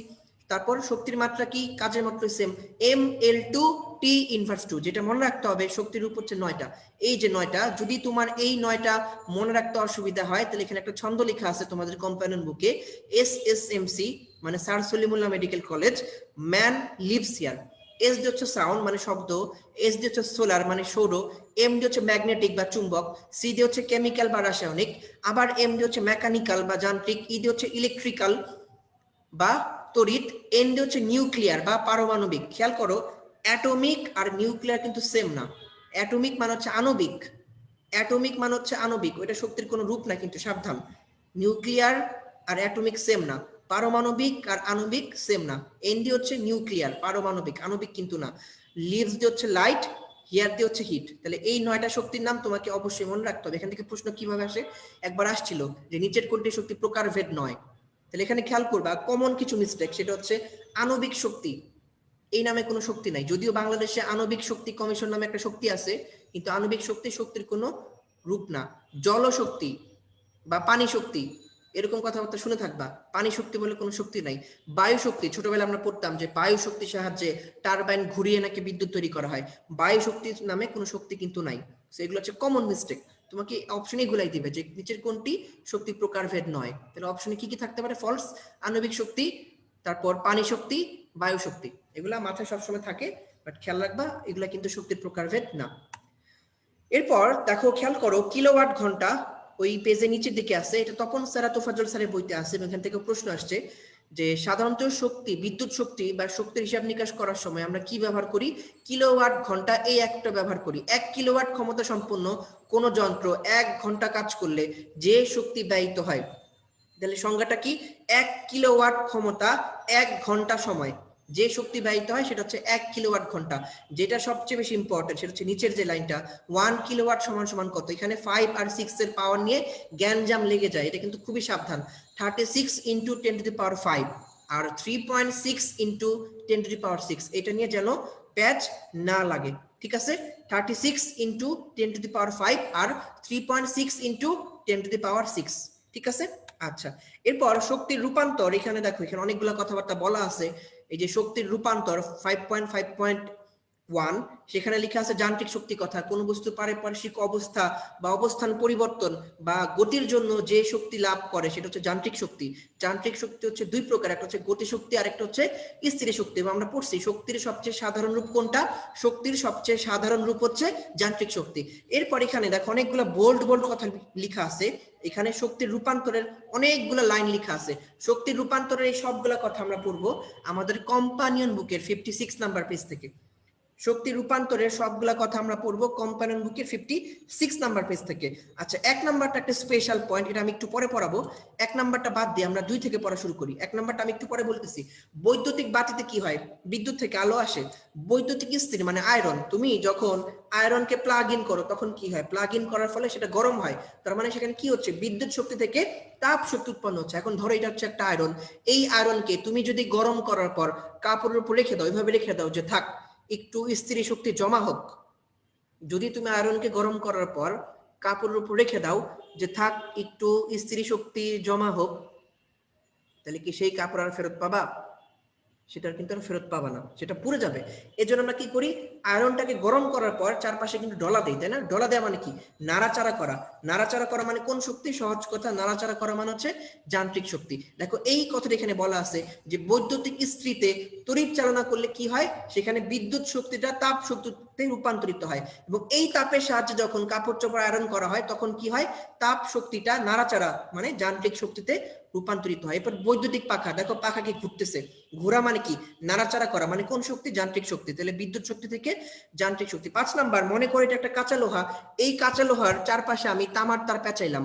কাঁচা লোহার চারপাশে যখন আমি তামার তার পেঁচাই তখন সেটা একটা বিশেষ নাম ছিল, তড়িৎ চুম্বক চ্যাপ্টারে ছিল। মনে করে দেখো, তড়িৎ চুম্বক চ্যাপ্টারে একটা গোল গোল ছবি ছিল, সেখানে ছিল যে একটা কাঁচা লোহার গায়ে যদি আমি তামার তার পেঁচাই তখন তার নাম হচ্ছে সলিনয়েড, তখন তার নাম হচ্ছে সলিনয়েড। এবং ওখানে ছবিটা ছিল, সেখানে এরকম ছিল যে এই যে সলিনয়েডটা, এই সলিনয়েডের মধ্যে যদি আমি কারেন্টের কানেকশন দেই তাহলে চারপাশে গোল গোল চৌম্বক বলরেখা পাওয়া যায়। তার মানে একটা কাঁচা লোহাতে বিদ্যুৎ প্রয়োগ করলে সেখানে কি হয়, বিদ্যুৎ শক্তিটা চুম্বক শক্তিতে রূপান্তরিত হয়। তারপর 6 নাম্বার, ফটো ইলেকট্রিক কোষে, মনে করে এটা একটা ধাতু, এই ধাতুর উপর সূর্যের আলো এসে পড়লো, তাহলে ধাতুর উপর যখন সূর্যের আলো এসে পড়ে সেখান থেকে কি হয়, ইলেকট্রন বাইর হয়। এটার নাম কি? এটার নাম হচ্ছে ফটো ইলেকট্রিক প্রক্রিয়া। তাহলে ইলেকট্রন যে বাইর হইলো, ইলেকট্রন মানে কি, বিদ্যুৎ। তাহলে এখানে কি হচ্ছে, এখানে সূর্যের আলো আসলো মানে আলোক শক্তি, সেটা কি ইলেকট্রন হয়ে বের হয়ে গেল মানে বিদ্যুৎ শক্তি। তাহলে ফটো ইলেকট্রিক কোষে কি হয়, সেখানে আলোক শক্তিটা বিদ্যুৎ শক্তিতে রূপান্তরিত হয়। এবং এই ফার্স্ট পেপারের জন্য এই স্ট্রাকচার ফিক্স করে দিয়েছে, সেকেন্ড পেপারে অনেকগুলো ছিল যে ফটো তড়িৎ প্রক্রিয়া কারা কারা দেয়, সেকেন্ড পেপারে অনেকগুলো আছে, দরকার নাই। ফার্স্ট পেপারের জন্য মনে রাখতে হবে তিনটা, মনে রাখবা কাপড় দিয়ে, সূত্র হচ্ছে কাপড়, ক্যালসিয়াম, পটাশিয়াম, রুবিডিয়াম, কাপড়। তাহলে এই তিনটা হচ্ছে ফটো ইলেকট্রিক কোষে বিদ্যুৎ প্রবাহ তৈরি করে, কাপড়, ক্যালসিয়াম, পটাশিয়াম, রুবিডিয়াম। 7 নাম্বার, শীতকাল, ঘুম থেকে উঠে কি করো, 2 হাতে তালু ঘষো। ঘষা মানে কি, নাড়াচাড়া করা মানে কি, যান্ত্রিক শক্তি। হাতটা কি গরম হয়ে গেল, তাপ শক্তি। তাহলে 2 হাতে তালু ঘষলে কি হয়, যান্ত্রিক শক্তি থেকে তাপ শক্তিতে রূপান্তরিত হয়। 8 নাম্বার, ফটোগ্রাফিক ফিল্ম মানে হচ্ছে, ছোটবেলায় নেগেটিভের কথা মনে আছে? এখন তো আমরা সব ডিজিটাল ক্যামেরায় ছবি তুলি, ছোটবেলায় আমার মনে হয় সবাই একদম পিচ্চি কালে যখন ওই যে স্কুলে বার্ষিক পরীক্ষার পর আমরা নতুন ক্লাসে উঠতাম, তখন আইডি কার্ড করা লাগতো বছর বছর। আইডি কার্ডের জন্য কি করতে হতো, নতুন ছবি তোলা লাগতো। তো যেদিন ছবি তোলার ডেট থাকতো সেদিন আমরা কি করতাম, আমরা সুন্দর করে সেজে গুজে থাকতাম। আমাদের যাদের গায়ের রং একটু কালো, কি করতো, একটু করে পাউডার মেখে দিত বা একটু ক্রিম লাগাইতো যেন ফর্সা ফর্সা লাগে। তারপর এতগুলা করে তেল দিয়ে মাথাটা সুন্দর করে আশ্রয় দিত, মেয়েদেরকে ঝুটি করে দিত। এইভাবে সেজে গুজে নতুন স্কুল ড্রেস পরে আমরা কি করতাম, ছবি তুলতে যাইতাম। আচ্ছা, যখন ছবি তুলতে যাইতাম কি করতো, একটা স্টুডিওতে একটা উঁচা টুল থাকতো, সেই টুলের উপর আমরা নিজেরা উঠতে পারতাম না, আমাদেরকে কোলে করে ওইখানে বসায় দিত। বসানোর পর ওই যে ক্যামেরাম্যান ছিল সে বলতো, বাবু এখানে তাকাও। তো তাকানোর সময় আমাদের ঘাড় বাঁকা হয়ে যেত, সে এসে আবার ঘাড় সোজা করে দিত। খুবই একটা গ্যাঞ্জাম ছিল। আচ্ছা, তারপর ওখানে আমি তাকায় থাকতাম, তাকানোর পর বলতে, আচ্ছা রেডি বলেই ছটপট করে কি করলো, ফ্ল্যাশ দিয়ে দিল, মানে আলো হলো। এবং সেই ফ্ল্যাশে যখন দিল তখন কি হলো, আমার চোখটা ছোট্ট করে বন্ধ হয়ে গেল, আমি ভয় পেয়ে গেছি, বন্ধ হয়ে গেল। এরপর যখন ছবিগুলো প্রিন্ট করতাম, ওয়াশ করতাম, তখন কি দেখা গেল যে আমাকে ফর্সা ফর্সাই লাগতেছে, সবই ঠিক আছে, কিন্তু চোখগুলো বন্ধ হয়ে আছে। আমার মনে হয় এই ঘটনা আমাদের সবার সাথে জীবনে একবার হলেও ঘটছে। ছোটবেলায় অ্যালবাম খুঁজলে এটা সবারই পাওয়া যায়, এটা একটা কমন। তাহলে দেখো, ওই যে ছোটবেলায় তুমি যখন নেগেটিভের দিয়ে ছবি তুলতা, ওই যে ফুজি ফিল্মে সবুজ সবুজ নেগেটিভ ছিল, তখন কি করতো ফটোগ্রাফার, তোমাকে বসানোর পর ওই যে ফ্ল্যাশ দিত, মানে আলো দিত। তারপর মনে আছে একটা নেগেটিভ বের করতো, দেখাতো, এই যে বাবু দেখো তোমাকে দেখা যায়, এরকম দেখাইতো, আমরা দেখতাম যে হ্যাঁ এই যে আমাদেরকে দেখা যাচ্ছে সাদা কালো, কেমন ভয়ঙ্কর দেখা যেত। আচ্ছা, তারপর সেই নেগেটিভটা আমরা কি করতাম, সেটাকে আমরা ওয়াশ করতে দিতাম। এখন নেগেটিভ ওয়াশ করা মানে কি, নেগেটিভ ওয়াশ করা মানে হচ্ছে একটা অন্ধকার রুমে ওই নেগেটিভটাকে একটা কেমিক্যালের ভিতর বা রাসায়নিক বস্তুর মধ্যে একটা লম্বা সময় ধরে ডুবায় রাখতে হয়। তারপর সেখান থেকে একটা নির্দিষ্ট সময় পর ছবিটা ভেসে ওঠে। তার মানে তুমি হাতে যে ছবিটা পাচ্ছ কাগজের উপর, সেই ছবিটা পাচ্ছ কিন্তু রাসায়নিক বিক্রিয়ার মাধ্যমে। এবং এই কারণে তোমার হাতে যে ছবিটা পৌঁছায় সেখানে কোন শক্তি কাজ করছে, সেখানে রাসায়নিক শক্তি বা রাসায়নিক বিক্রিয়া শক্তি কাজ করছে। এই কারণে দেখো এই লাইনটা বলছে যে ফটোগ্রাফিক ফিল্মের উপর যখন আলোক সম্পাত হয় সেখানে আসলে কি হয়, সেখানে ওই যে প্রথমে ফটোগ্রাফার ফ্ল্যাশ দিছিল মানে হচ্ছে আলো, তারপর রাসায়নিক বিক্রিয়া ঘটেছে রাসায়নিক। তাহলে ফটোগ্রাফিক ফিল্মে আলোক শক্তিটা রাসায়নিক শক্তিতে রূপান্তরিত হয়। এরপর 9 নম্বর পয়েন্ট, সেটা হচ্ছে ওষুধের কারখানায় শ্রবণোত্তর বা শব্দোত্তর তরঙ্গের সাহায্যে 3টা কাজ করা যায়। প্রথম কথা হচ্ছে এখানে যেটা মনে রাখতে হবে যে এটা বইয়ের মধ্যে আছে, বইয়ের 8 নম্বর পয়েন্ট, যে জীবাণু ধ্বংস করার জন্য কোন তরঙ্গ ব্যবহার করা হয়। জীবাণু ধ্বংস করার জন্য শব্দোত্তর বা শ্রবণোত্তর তরঙ্গ ব্যবহার করা হয়। তারপর এখানে কিছু কাজের কথা বলা আছে, একটা হচ্ছে জীবাণু ধ্বংস করা, তারপর হচ্ছে কর্পূরকে পানিতে দ্রবীভূত করা, তারপর হচ্ছে ময়লা পরিষ্কার করা। তাহলে চিন্তা করো, জীবাণু ধ্বংস করা মানে কি? ফাইট করা, মারামারি করা, নাড়াচাড়া করা। পানিতে দ্রবণীয় করা মানে কি? এরকম ঘুটানো, নাড়াচাড়া করা। তারপর ময়লা পরিষ্কার করা মানে কি? কাপড় কাচা, নাড়াচাড়া করা। তার মানে দেখো, শব্দ শক্তির যতগুলা কাজ সবগুলোর মধ্যে নাড়াচাড়া জিনিসটা আসছে। আর নাড়াচাড়া করা মানে কি? যান্ত্রিক শক্তি। তাহলে দেখো, এই যে শব্দ শক্তির যতগুলো এক্সাম্পল দেয়া আছে, প্রত্যেকটা এক্সাম্পলে কোন শক্তিটা কোন শক্তিতে রূপান্তরিত হচ্ছে? শব্দ শক্তিটা যান্ত্রিক শক্তিতে রূপান্তরিত হচ্ছে। 10 নাম্বার, বৈদ্যুতিক ঘন্টা আর হচ্ছে টেলিফোন, দুইটাতে কি হয়? কারেন্টের কানেকশন থাকে, সেখান থেকে শব্দ তৈরি হয়। সো বিদ্যুৎ শক্তি থেকে শব্দ শক্তি। কয়লা পোড়ালে তাপ উৎপন্ন হয়, আমরা জানি যে কয়লা পোড়ালে কি হয়, সেখানে অক্সিজেনের সাথে কার্বনের বিক্রিয়া হয়। তার মানে কয়লা পোড়ালে সেখানে যে তাপটা উৎপন্ন হচ্ছে সেটা কেমন হচ্ছে? সেটা রাসায়নিক বিক্রিয়ার কারণে হচ্ছে। এই কারণে দেখো লেখা আছে যে কয়লা পোড়ালে যে তাপ উৎপন্ন হয় সেটা আসলে কোন শক্তি? সেটা হচ্ছে রাসায়নিক শক্তি থেকে তাপ শক্তি। এরপর বিদ্যুৎ কোষ মানে হচ্ছে ব্যাটারি। একটা ব্যাটারির ভিতর কি থাকে? ব্যাটারির ভিতর হচ্ছে সালফিউরিক অ্যাসিড থাকে। আচ্ছা, সেই অ্যাসিডটা খরচ করেই কিন্তু কারেন্ট উৎপন্ন হয়। ওই যে যখন অ্যাসিড শেষ হয়ে যায় আমরা সেটাকে ফেলে দেই। তাইলে আমরা ব্যাটারিতে আসলে কোন শক্তি ব্যবহার করি? আমরা ব্যাটারিতে ওই অ্যাসিডের যে শক্তিটা সেটা ব্যবহার করি। অ্যাসিড একটা কি বস্তু? অ্যাসিড একটা রাসায়নিক বস্তু। এই কারণে লেখা আছে যে বিদ্যুৎ কোষে আসলে কি হয়? বিদ্যুৎ কোষে রাসায়নিক শক্তি থেকে তড়িৎ বা বিদ্যুৎ শক্তি উৎপন্ন হয়। তারপর এই পেজে নাই, এটা দুই এক পেজ পরে আছে, আমি একটু পর দেখাবো কোথায় আছে, যে নিউক্লিয়ার রিঅ্যাক্টরের মধ্যে যখন ফিশন বিক্রিয়া হয় সেখানে কোন শক্তি থেকে কোন শক্তি উৎপন্ন হয়। আমরা জানি যে ফিশন বিক্রিয়া কেন হয়? ফিশন বিক্রিয়া হয় হচ্ছে ওই নিউক্লিয়ার বা পারমাণবিক শক্তির কারণে, এবং সেখান থেকে প্রচুর তাপ উৎপন্ন হয়। তাহলে নিউক্লিয়ার ফিশন বিক্রিয়াতে কোন শক্তি থেকে কোন শক্তি? সেখান থেকে পারমাণবিক শক্তিটা তাপ শক্তিতে রূপান্তরিত হয়। এবং শেষ কথা, পতনশীল বস্তু মাটিতে আঘাত করে থেমে গেলে, এটা আছে কোথায়? এটা আছে শক্তির নিত্যতা সূত্র, ওইখানে আছে। একটা বস্তু উপর থেকে নিচে পড়তেছে, ধাম করে পড়লো, এই যে দেখো উপর থেকে সে যখন নিচে পড়লো, সে কি নাড়াচাড়া করতেছে না? উপর থেকে যখন সে নিচে পড়লো, সেখানে কোন শক্তি? যান্ত্রিক শক্তি। এবং সেই বস্তুটা যখন হিট করে ভূমিতে, সেখানে জায়গাটা গরম হয়েছে, সেখানে তাপ উৎপন্ন হয়। তাহলে পতনশীল বস্তু যখন মাটিতে আঘাত করে তখন সেখানে কি হয়? সেখানে যান্ত্রিক শক্তিটা তাপ শক্তিতে রূপান্তরিত হয়। তাহলে আমাদের এখানে এই যে এতগুলা কথা ছিল শক্তির রূপান্তর, এতগুলা কথা আমার এত ব্যাখ্যা করে বলার কারণ কি? কারণ হচ্ছে একটাই, দেখো বইয়ের মধ্যে এই কথাগুলা বোল্ড করে করে দেওয়া আছে, দেখছো? এবং এই পেজ হচ্ছে কোশ্চেনের আধার। এখান থেকে টিচাররা চাইলে অনেক অনেক প্রশ্ন করতে পারবে, কারণ এখানে অনেক অনেক অপশন। এই জন্য আমার মনে হয়েছে যে এই পেজটা তোমাদের ভেঙে ভেঙে পড়ানো উচিত বা বলে দেওয়া উচিত, এই জন্য আমি বলে দিছি। অথবা আমি চাইলে স্কিপ করতে পারতাম। আমার মনে হয়েছে যদি একবার করে বলে যাই, তাহলে যেহেতু জিনিসগুলো কাছাকাছি, তাহলে তোমার মনে থাকবে, কনসেপ্টটা ক্লিয়ার থাকবে। আচ্ছা, আমাদের 13টা পয়েন্ট পড়া শেষ, শুধু উপরের একটা পয়েন্ট বাকি ছিল, সেটা আমি বলছি একটু আলাদা করে পড়াবো। এটা হচ্ছে এটা যে টারবাইন ঘুরিয়ে বিদ্যুৎ শক্তি উৎপন্ন করা। তোমরা যদি বইটা একটু খেয়াল করো, শক্তি রূপান্তরের যে 1 নাম্বার যে ইয়েটা প্যারাটা, দেখো 1 নাম্বার প্যারাতে অনেকগুলো কথা বলা আছে। প্রথম যে লাইনটা, প্রথম যে লাইন 1 নাম্বার প্যারার 1 নাম্বার লাইন, সেখানে বলা আছে হচ্ছে এরকম যে পানি উঁচু স্থানে থাকে, সেখানে স্থির শক্তি থাকে। তারপর সেকেন্ড লাইনে বলা আছে পানি সেখান থেকে নিচে যায়, সেখানে গতি শক্তি থাকে। তারপর 3 নাম্বার লাইনে বলা আছে ওই গতি শক্তির সাহায্যে টারবাইনকে ঘোরানো হয়।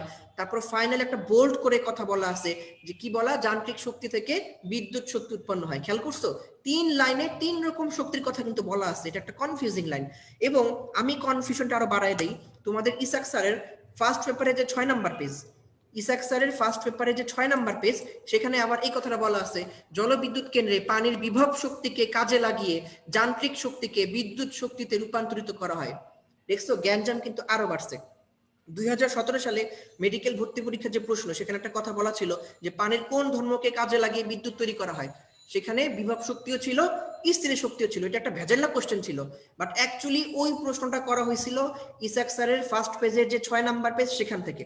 সেখানে সরাসরি লেখা আছে এই কথাটা যে জলবিদ্যুৎ কেন্দ্রে পানির বিভব শক্তিকে কাজে লাগিয়ে যান্ত্রিক শক্তিকে বিদ্যুৎ শক্তিতে রূপান্তরিত করা হয়। তাহলে দেখো এখানে অনেকগুলা কথা একসাথে হয়ে প্যাচ লেগে গেছে না? এই প্যাচটা ছুটাইতে হবে। এই প্যাচ যদি তুমি না ছোটাও, তাহলে তুমি পরীক্ষার হলে প্যাচ লাগাই ফেলবা, তোমার মনে হবে সবগুলো অ্যান্সার। প্রশ্ন কেমনে আসে? প্রশ্ন আসছে এইভাবে যে জলবিদ্যুৎ কেন্দ্রে কোন শক্তি থেকে কোন শক্তি রূপান্তরিত হয়, অথবা জলবিদ্যুৎ কেন্দ্রে পানির কোন ধর্মকে কাজে লাগিয়ে বিদ্যুৎ তৈরি করা হয়? অনেকভাবে প্রশ্ন করা যায়, আমি একটু পরে বলতেছি প্রশ্নগুলো। আগে আমি একটু এক্সপ্লেন করি যে আসলে কি হয়। এখানে একটা ছবি আঁকা আছে, দেখো এই মডেলটা হচ্ছে একটা জলবিদ্যুৎ কেন্দ্রের মডেল। বাংলাদেশেও একটা জলবিদ্যুৎ কেন্দ্র আছে, সেটা হচ্ছে কাপ্তাই লেকে। আচ্ছা দেখো সেখানে কি হয়, সেখানে প্রথমে একটা রিজার্ভার থাকে, মানে ওই যে কাপ্তাই লেক, এই যে পাশে যে নীল পানিগুলো জমে আছে, মনে করে এটা হচ্ছে আমাদের কাপ্তাই লেক, এখানে পানিগুলো জমা আছে। এবং দেখো লেকের নিচের দিকে এখানে একটা দরজা আছে, এই যে দেখো একটা দরজা আছে, দেখছো এই যে একটা দরজা।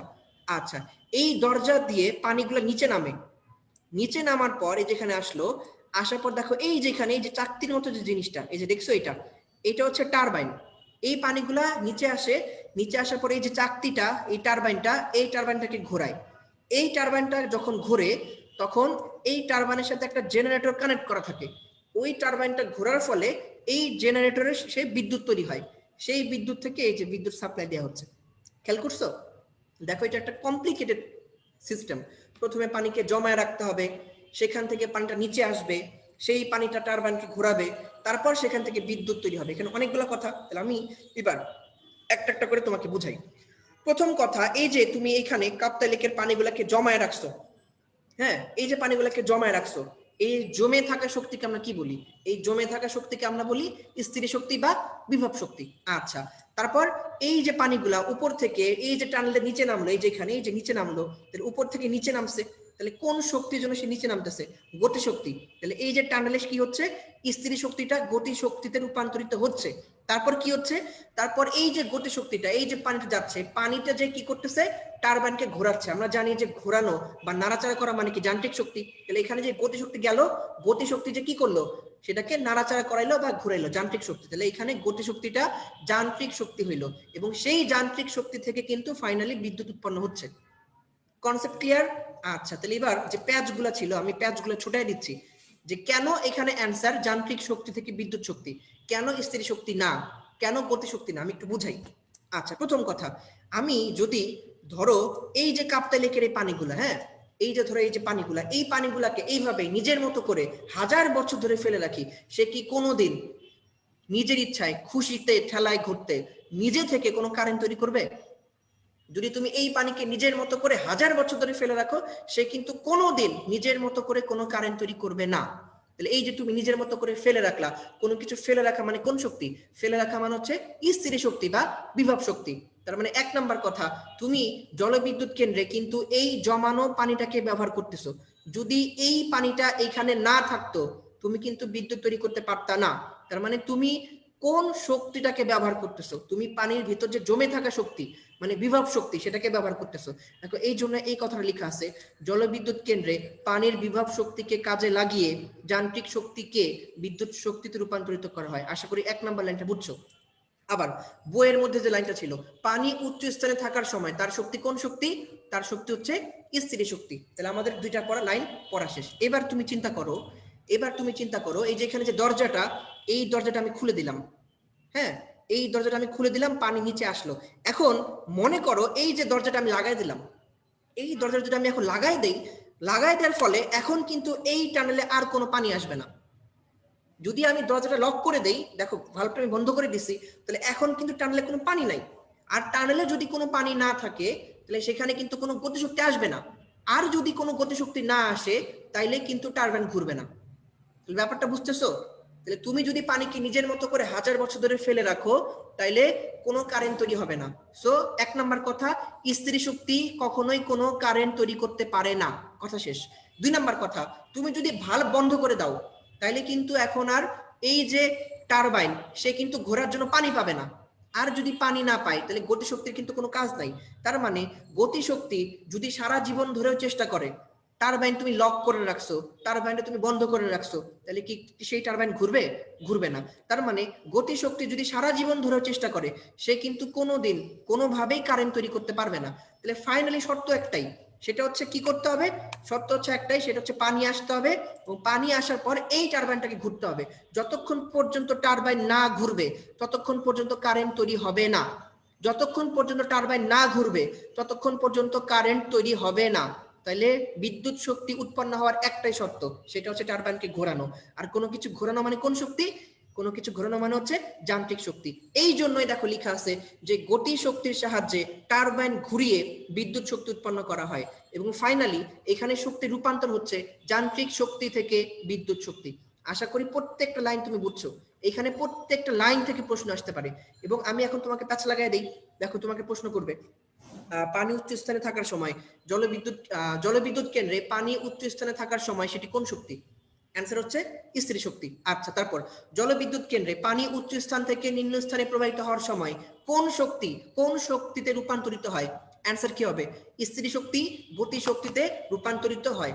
আবার জলবিদ্যুৎ কেন্দ্রে কোন শক্তির সাহায্যে টারবাইন ঘুরিয়ে বিদ্যুৎ তৈরি করা হয়? জলবিদ্যুৎ কেন্দ্রে গতি শক্তির সাহায্যে টারবাইন ঘুরিয়ে বিদ্যুৎ তৈরি করা হয়। তারপর জলবিদ্যুৎ কেন্দ্রে পানির কোন শক্তিকে বা কোন ধর্মকে কাজে লাগিয়ে বিদ্যুৎ তৈরি করা হয়? জলবিদ্যুৎ কেন্দ্রে পানির বিভব শক্তিকে কাজে লাগিয়ে যান্ত্রিক শক্তি বিদ্যুৎ শক্তিতে রূপান্তরিত হয়। শেষ কথা, শেষ প্রশ্ন, জলবিদ্যুৎ কেন্দ্রে কোন শক্তিতে রূপান্তরিত হয়? অ্যান্সার হচ্ছে যান্ত্রিক শক্তি বিদ্যুৎ শক্তিতে রূপান্তরিত হয়। খেয়াল করো, মাত্র 3টা লাইন ছিল বইয়ের মধ্যে, 3টা লাইন থেকে 6টা প্রশ্ন করা যায়। মাত্র 3টা লাইন, সেখান থেকে সরাসরি বই থেকে তুলে দিলে 6টা প্রশ্ন করা যাচ্ছে, ঘুরে যেতে আর অনেকগুলো প্রশ্ন করা যাবে। তো তোমার যদি এটার কনসেপশন ক্লিয়ার না থাকে তুমি কোনোদিনই অ্যান্সার করতে পারবে না। এই জন্যই আমার উদ্দেশ্য ছিল তোমাকে এই লাইনটা একটু আলাদা করে পড়ায় দেওয়া। আশা করি আজকের পর থেকে এই জলবিদ্যুৎ কেন্দ্রের যে শক্তি, এটা নিয়ে কারো কোনো প্যাচ লাগবে না। প্রত্যেক লাইন আমি ব্যাখ্যা করে বুঝাই দিছি। তাহলে এবার ধুমধাম অ্যান্সার দিয়ে ফেলো। আমাদের কাজ পড়া শেষ, আমাদের শক্তিও পড়া শেষ। শক্তির অ্যান্সারগুলো দিয়ে দাও।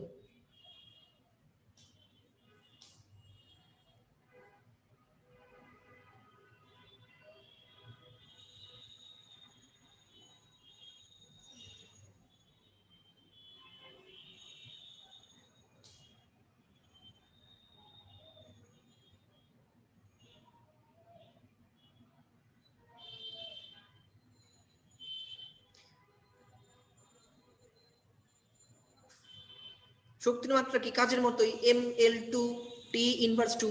শক্তির রূপ নয় কোনটা? ওই যে দেখো বায়ু শক্তি, এই নামে কোনো শক্তি নাই।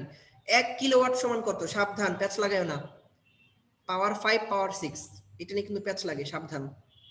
তাহলে আমি বলছিলাম যে 3.6 ইন্টু 10⁶, 3.6 ইন্টু 10⁶, অথবা 36 ইন্টু 10⁵।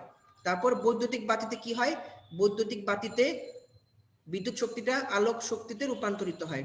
কোন ধাতুর উপর আলো পড়লে ইলেকট্রন নির্গত হয় না? বলছিলাম কাপড়, ক্যালসিয়াম, পটাশিয়াম, রুবিডিয়াম, তার মানে ফসফরাস। সেখান থেকে কোনো বিদ্যুৎ তৈরি হয় না। তাহলে 1-এর হচ্ছে ডি, 2-এর হচ্ছে ডি, 3-এর হচ্ছে এ, 4-এর হচ্ছে বি, 5-এর হচ্ছে সি। তাহলে আমার মনে হয় শক্তি থেকে আজকের পর থেকে তোমার আর কোনো প্যাচ লাগবে না। প্রত্যেকটা লাইন আমি তোমাকে এক্সপ্লেন করে দিছি, সো কোনোই সমস্যা হবে না। ঠিক আছে? তাহলে আমাদের কাজ পড়া শেষ, শক্তি পড়া শেষ। আমাদের পরবর্তী টপিক হচ্ছে গতিশক্তি। এখান থেকে অনেকবার প্রশ্ন আসছে। এটা একটা ছোট্ট টপিক, কিন্তু এটার ভিতরে প্রত্যেকটা লাইন থেকে প্রশ্ন আসতে পারে। কিরকম আমি দেখাচ্ছি। পেজ নাম্বার হচ্ছে নতুন বই 351 আর আগের বই হচ্ছে 328। টপিকের নাম হচ্ছে গতিশক্তি। সবাই এখানে চলে আসো। এখানে দেখো প্রচুর কথাবার্তা লেখা আছে। প্রথম কথা, সংজ্ঞা কি? কোনো বস্তু গতির জন্য যে শক্তি লাভ করে সেটা হচ্ছে তার গতিশক্তি। একক কি? গতিশক্তি ও কাজের একক সেম, জুল। মাত্রা কি? ml2T⁻²। এরপর অবশ্যই মার্ক করবা, এটা আমরা সবাই স্কিপ করে যাই। সেটা হচ্ছে গতিশক্তি কিন্তু দুই রকম হইতে পারে। হ্যাঁ, গতিশক্তি কিন্তু দুই রকম হইতে পারে। একটা হচ্ছে রৈখিক গতিশক্তি, আর একটা হচ্ছে ঘূর্ণন গতিশক্তি। গতিশক্তি কয় রকম? দুই রকম। একটা হচ্ছে রৈখিক গতিশক্তি, মানে সোজা যাবে, আর একটা হচ্ছে ঘূর্ণন গতিশক্তি। এই দুই ধরনের গতিশক্তি হইতে পারে। আরেক রকম গতিশক্তি আছে, সেইটাকে বলা হয় জটিল গতিশক্তি। সেটা নিয়ে মাথা ঘামানোর দরকার নাই, কারণ ইসাক স্যার সরাসরি বলে দিছে গতিশক্তি হচ্ছে 2 প্রকার। সো আমরা এটাই দাগাবো, গতিশক্তি কয় প্রকার? গতিশক্তি হচ্ছে 2 প্রকার। কি কি? একটা হচ্ছে রৈখিক গতিশক্তি, আর একটা হচ্ছে ঘূর্ণন বা আবর্ত গতিশক্তি। ঠিক আছে? আচ্ছা, তাহলে এবার যেটা বেশি গুরুত্বপূর্ণ সেটা হচ্ছে এক্সাম্পল গুলা। তোমাকে মনে রাখতে হবে যে বিনা বাধায় পতনশীল বস্তুর গতিশক্তি হচ্ছে রৈখিক গতিশক্তি। একটা বস্তু উপর থেকে নিচে পড়তেছে, এই যে উপর থেকে নিচে পড়লো বিনা বাধায়, এটা হচ্ছে রৈখিক গতিশক্তি।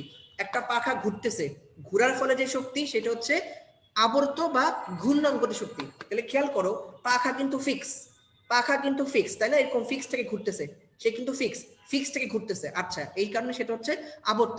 কিন্তু তুমি চিন্তা করো গাড়ির চাকা, অথবা তুমি চিন্তা করো ফুটবল। একটা ফুটবল কি করতেছে? সে কিন্তু ঘুরতেছে আবার সামনেও আগাচ্ছে, তার মানে তার মধ্যে আবর্ত গতিও আছে আবার রৈখিক গতিও আছে। গাড়ির চাকা ঘুরতেছে সামনেও যাচ্ছে, তাহলে গাড়ির চাকা এবং ফুটবল এই দুইটার মধ্যে দুইটাই থাকে, রৈখিকও থাকে আবার আবর্তও থাকে। তাহলে বিনা বাধায় পতনশীল হচ্ছে রৈখিক, ফ্যান হচ্ছে আবর্ত, গাড়ির চাকা আর ফুটবল হচ্ছে দুইটাই। ঠিক আছে, আচ্ছা এরপর এখানে কিছু এক্সাম্পল দিয়ে আছে, সবকিছু গতি, পাথর ছুঁড়ে কাঁচ ভাঙা, হাতুড়ি দিয়ে প্যারেক, তারপর হচ্ছে বড় যে পাথর সেটাকে স্রোতের সাথে গড়ায় নিয়ে যাওয়া, তারপর বায়ু শক্তিকে, এই যে দেখো এখানে গ্যাঞ্জাম, বায়ু প্রবাহকে কাজে লাগিয়ে, বায়ু প্রবাহকে কাজে লাগিয়ে নৌকা সামনে এগিয়ে যাওয়া, নদীর স্রোতকে কাজে লাগিয়ে নৌকার সামনে এগিয়ে যাওয়া, এগুলো সব কার এক্সাম্পল? এগুলা সব হচ্ছে গতি শক্তির এক্সাম্পল। তাহলে আমাদের এক্সাম্পলগুলো ইম্পর্টেন্ট, এই পেজের সবগুলো কথা মার্ক করছো, মার্ক করার পর তুমি এবার পরের পেজে আসো, দেখো এখানে তো আরো বেশি ইম্পর্টেন্ট, প্রত্যেকটা লাইন থেকে এমসিকিউ আসতে পারে। প্রথম কথা হচ্ছে এই যে দেখো আমরা জানি যে গতিশক্তি সমীকরণ কি, গতিশক্তি সমীকরণ হচ্ছে half of M V square, M মানে হচ্ছে ভর, ভি মানে হচ্ছে বেগ, তাহলে আমরা বলতে পারি গতিশক্তি সমান হচ্ছে হাফ ইন্টু ভর ইন্টু বেগের স্কয়ার। তাহলে আবার যদি এরকম হয় যে ভর হচ্ছে একটা ধ্রুব রাশি, তাহলে ভর যদি ধ্রুব রাশি হয় তাহলে আমরা কি বলতে পারি? আমরা বলতে পারি ই কে সমানুপাতিক ভি স্কয়ার, তার মানে গতিশক্তি হচ্ছে বেগের বর্গের সমানুপাতিক। ক্লিয়ার? আবার আমরা যদি এটাকে বাংলায় বলতে চাই তাহলে কি বলতে পারি?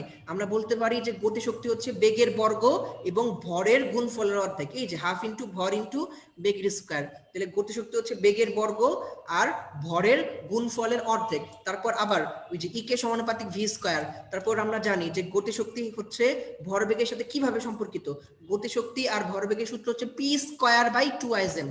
নিট বল শূন্য হলে গতিশক্তি শূন্য, বল শূন্য গতিশক্তি শূন্য, কথা শেষ। গতিশক্তি ও ভরবেগের যে সম্পর্ক সেখান থেকে আমরা বলতে পারি যে গতিশক্তি হচ্ছে পি স্কয়ার বাই 2m। খেয়াল করো 2 একটা ধ্রুবক, m হচ্ছে ভর, এটা একটা ধ্রুবক, তাহলে 2m যদি ধ্রুবক হয় তাহলে আমরা কি বলতে পারি?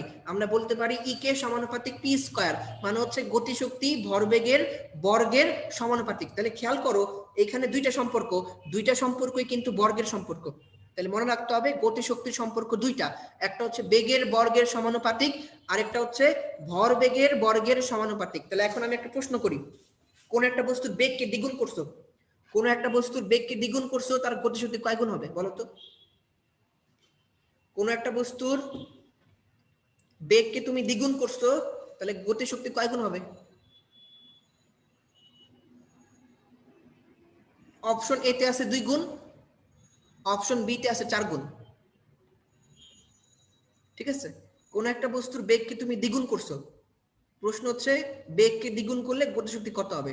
অপশন এ তে আছে দ্বিগুণ, অপশন বি তে আছে 4 গুণ।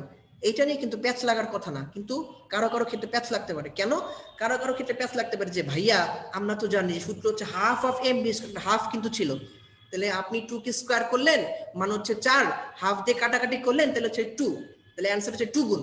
অপশনে দাগাই দিয়ে আসবে, অনেকে দাগাই দিয়ে আসবে। খেয়াল রাখবা, অবশ্যই খেয়াল করবা, যদি ভরের কথা উল্লেখ করে না দেয়, ভালো করে শুনে রাখো কথাটা, যদি প্রশ্নে ভরের কথা উল্লেখ করে না দেয় তুমি কখনোই হাফ দিয়ে গুণ করবা না। তুমি হাফ দিয়ে তখনই গুণ করবা যখন কোশ্চেনের মধ্যে ভরের কথা উল্লেখ থাকবে। দেখো তোমার প্রশ্ন হচ্ছে তুমি বেগকে দ্বিগুণ করছো, গতিশক্তি কয় গুণ হবে, এখানে ভরের কোনো কথাই নাই, তার মানে এখানে তোমাকে সম্পর্ক বসাইতে হবে ই কে সমানুপাতিক ভি স্কয়ার। যদি এরকম হইতো একটা বস্তুর ভরকে আমি দ্বিগুণ করছি, বেগকে আমি দ্বিগুণ করছি, তখন গতিশক্তি কয় গুণ হবে? তখন কিন্তু তোমাকে হাফ দিয়ে গুণ করতে হবে। কথা কি ক্লিয়ার? যদি বলে যে আমি একটা বস্তুর ভরকে দ্বিগুণ করলাম, গতিশক্তিকে দ্বিগুণ করলাম, তাহলে গতিশক্তি কয় গুণ হবে? সরি, বেগকে দ্বিগুণ করলাম তাহলে গতিশক্তি কয় গুণ হবে? তখন ক্যালকুলেশনের সময় হাফ বসাইতে হবে। এটা কিন্তু সাবধান, অনেকে কিন্তু এই ভুলটা হয়, অনেকে হাফ বসায় দিয়ে আসো, এটা সাবধানে কাজ করতে হবে। যদি ভরের কথা উল্লেখ না থাকে হাফ দিয়ে কখনোই গুণ করবা না। যদি সরাসরি বলে ভর বেগকে দ্বিগুণ করছি, গতিশক্তি কয় গুণ হবে? বেগকে 4 গুণ করছি, গতিশক্তি কয় গুণ হবে? তোমার কাজ স্কয়ার করে দিয়ে আসবা, বাস কাজ শেষ। আশা করি আজকের পর থেকে আর কোনো সমস্যা হবে না। ঠিক আছে, তারপর নিচে একটা কাজ শক্তি উপপাদ্য দেয়া আছে, এটা আমরা সবাই জানি যে কাজ হচ্ছে গতিশক্তির পরিবর্তনের সমান, এটা আমরা সবাই জানি। তারপর সবাই হচ্ছে একটু কষ্ট করে পেজ উল্টাবা। নতুন বই হচ্ছে 354 আর আগের বই হচ্ছে 331।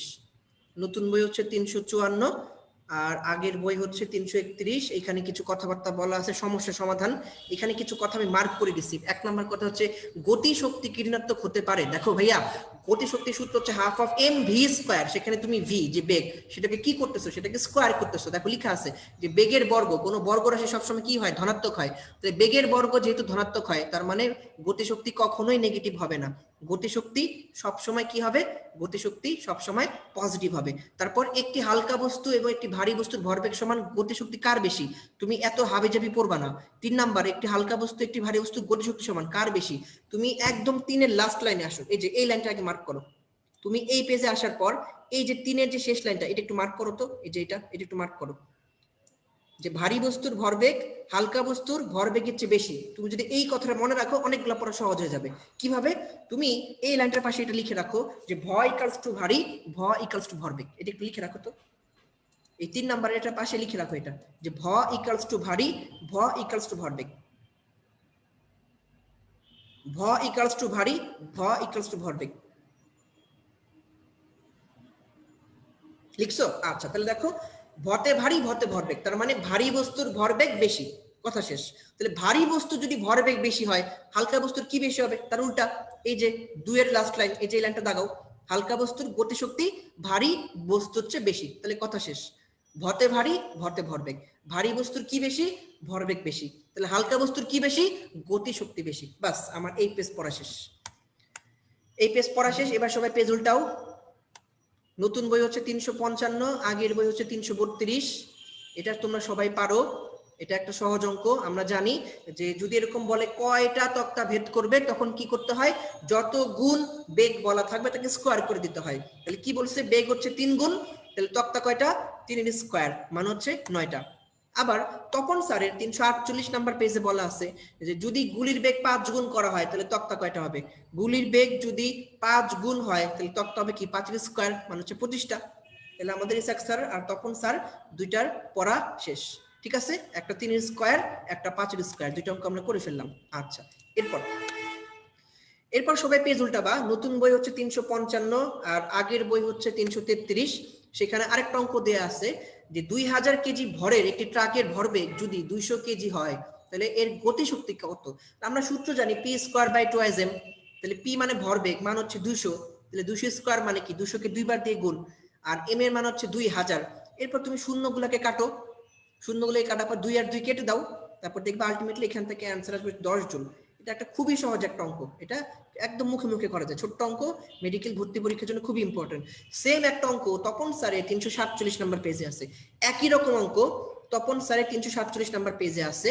সেইখানে ভর বলা আছে হচ্ছে 100 কেজি আর ভরবেগ সেম 200 কেজি। তাহলে এখানেও দেখো 200 স্কয়ার, তাহলে উপরে 200 হচ্ছে 2 বার, নিচে ভর হচ্ছে 100 ইন্টু 2, মানে নিচে একটা 200, উপরে হচ্ছে দুইটা 200, কাটাকাটি করলে অ্যান্সার হচ্ছে 200 জন। ঠিক আছে, তাহলে আমরা একই রকম দুইটা অঙ্ক কিন্তু ঝটপট করে ফেললাম, একদম সহজ অঙ্ক, 30 সেকেন্ডের অঙ্ক, এবং এগুলা কিন্তু মেডিকেল ভর্তি পরীক্ষা আসার মতো অঙ্ক, এগুলো সাবজেক্ট চোখে পড়ে, যেটা তো ক্যালকুলেটর লাগে না, সেটা পরীক্ষা আসার সম্ভাবনা অনেক বেশি। তাহলে আমরা একই রকম দুইটা অঙ্ক করে ফেললাম, এবার ঝটপট অ্যান্সার দিয়ে ফেলো, আমাদের গতিশক্তি পড়া শেষ।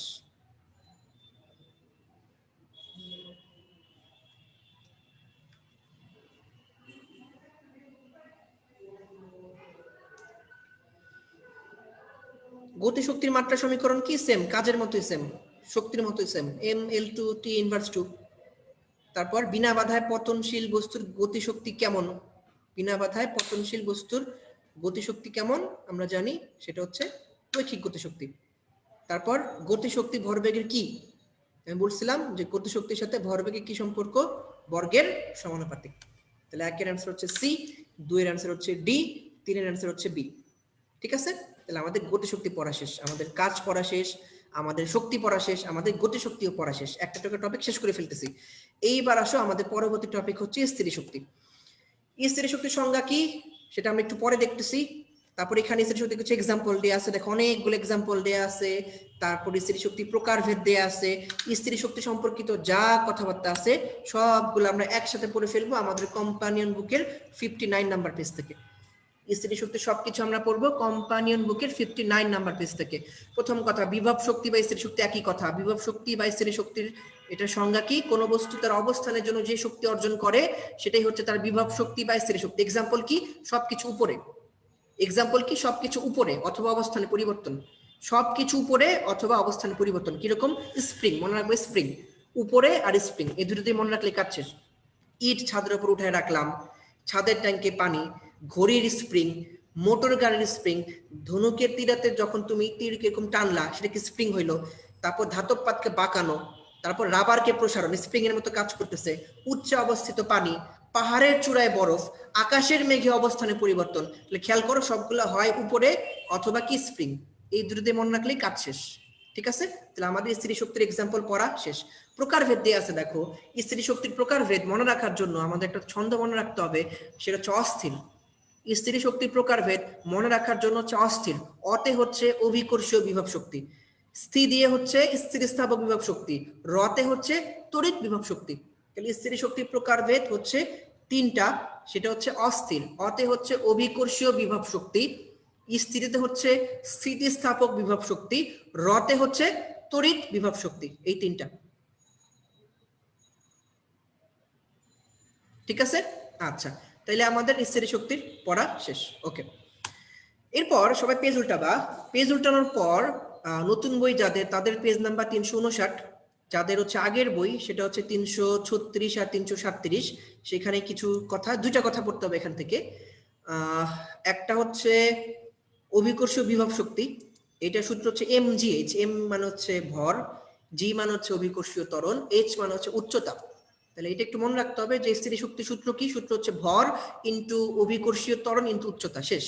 তারপর যেটা মনে রাখতে হবে, এই যে লাস্টের কথা আমি মার্ক করে দিছি, খেয়াল করো লাস্টের এই কথাটাই, যে শেষের কথাটা, যে ভূপৃষ্ঠকে প্রামাণ্য তল বিবেচনা করলে উপরের দিকে বিভব শক্তি ধনাত্মক, আর ভূগর্ভে বা খনিতে হচ্ছে বিভব শক্তি ঋণাত্মক। মনে করো এটা হচ্ছে আমার, মনে করো এটা হচ্ছে আমার ভূপৃষ্ঠ, হ্যাঁ। তাহলে এটা যদি ভূপৃষ্ঠ হয়, তাহলে ভূপৃষ্ঠে যখন তুমি থাকবা, ভূপৃষ্ঠে থাকার সময় তোমার স্থিতি শক্তি কত? 0। যখন তুমি ভূপৃষ্ঠ থেকে উপরের দিকে যাবা তখন স্থিতি শক্তি বাড়বে। তাহলে উপরে গেলে স্থিতি শক্তি ধনাত্মক, আর ভূপৃষ্ঠ থেকে নিচের দিকে যদি আসো তখন স্থিতি শক্তি ঋণাত্মক। তাহলে নিচে আমরা কখন যাই? নিচে আমরা কখন যাই?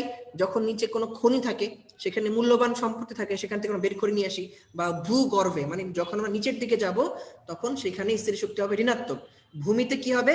0, উপরে কি হবে? ধনাত্মক। বাস একটুকু মনে রাখতে পারলেই কাজ শেষ।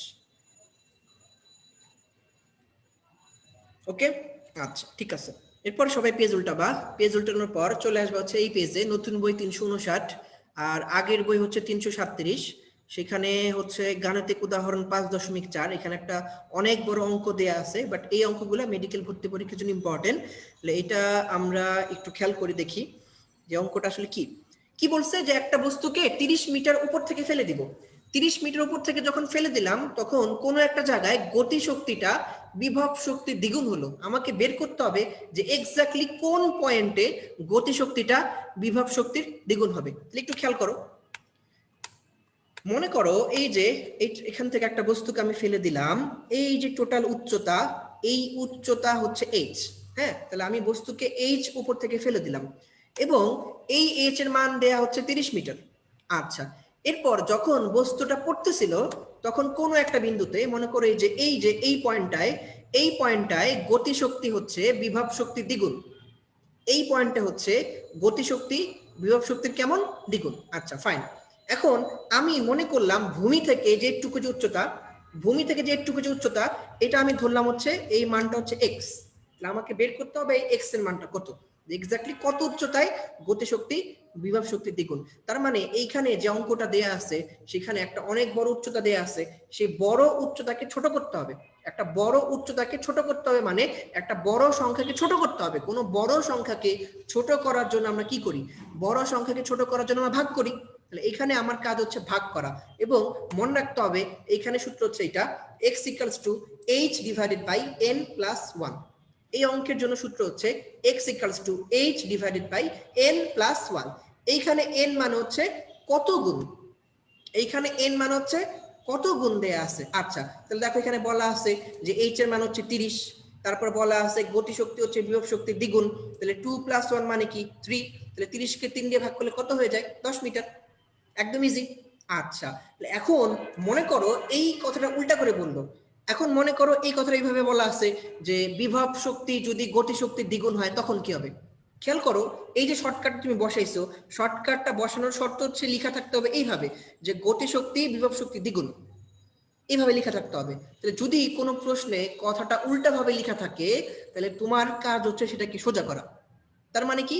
তার মানে হচ্ছে যদি প্রশ্নে বলা থাকে বিভব শক্তি গতিশক্তির দ্বিগুণ, তাহলে তোমাকে কি বলতে হবে?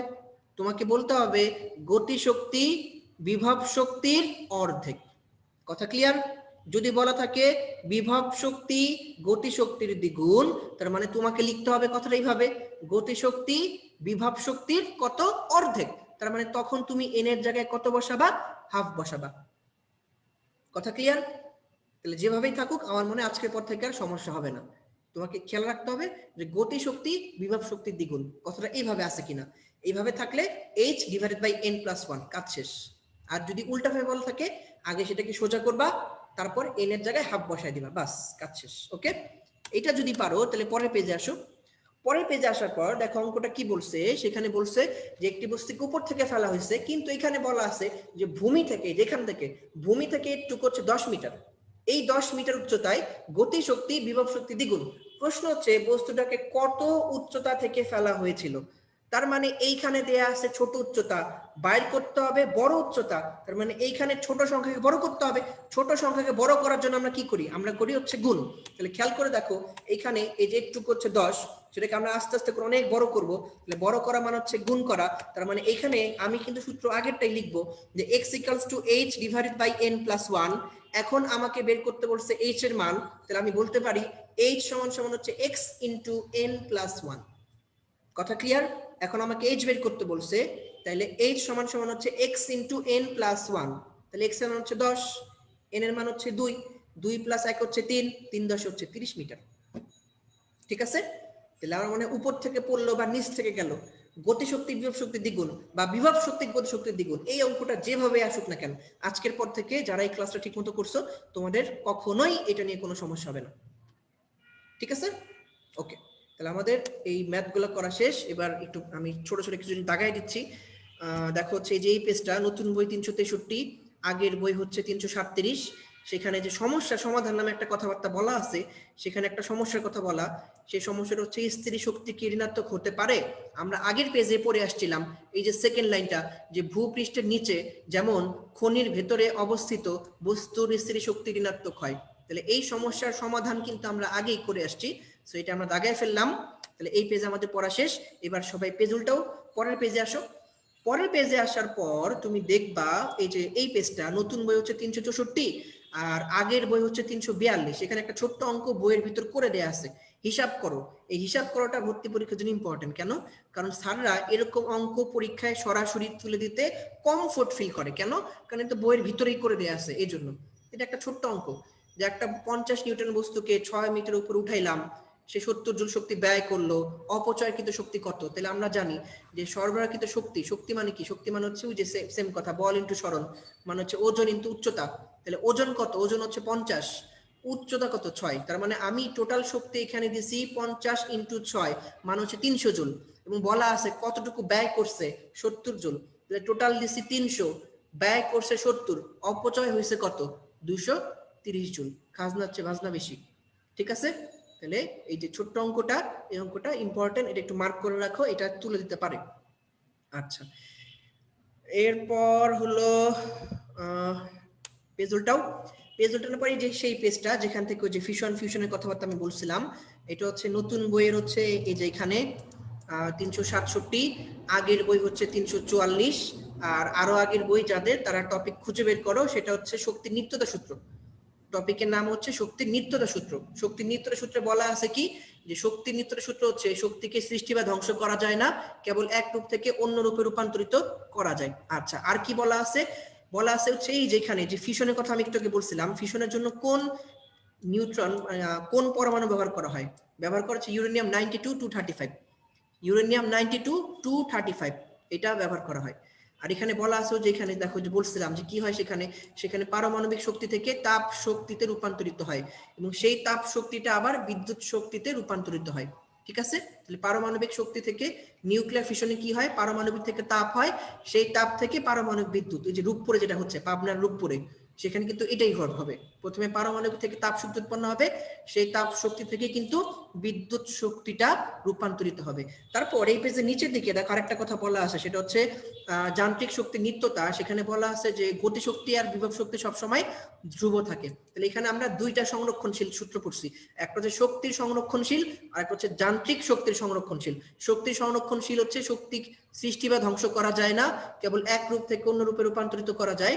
আর যান্ত্রিক শক্তির সংরক্ষণশীলতা হচ্ছে কি, যে গতিশক্তি আর মোট শক্তিটা সবসময় কেমন থাকবে, গতিশক্তি আর বিভব শক্তিটা সবসময় থাকবে ধ্রুব। তাহলে এই পেজের সবকিছু আমাদের পড়া শেষ।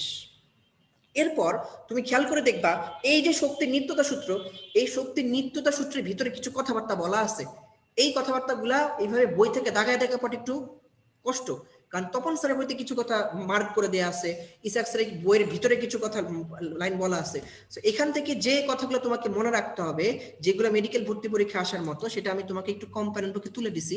সেটা তোমাকে মনে রাখতে হবে যে উৎক্ষিপ্ত বস্তু সর্বাধিক উচ্চতায় কোন শক্তি মেনে চলে। উৎক্ষিপ্ত বস্তু সর্বাধিক উচ্চতায় শক্তির নিত্যতার সূত্র মেনে চলে।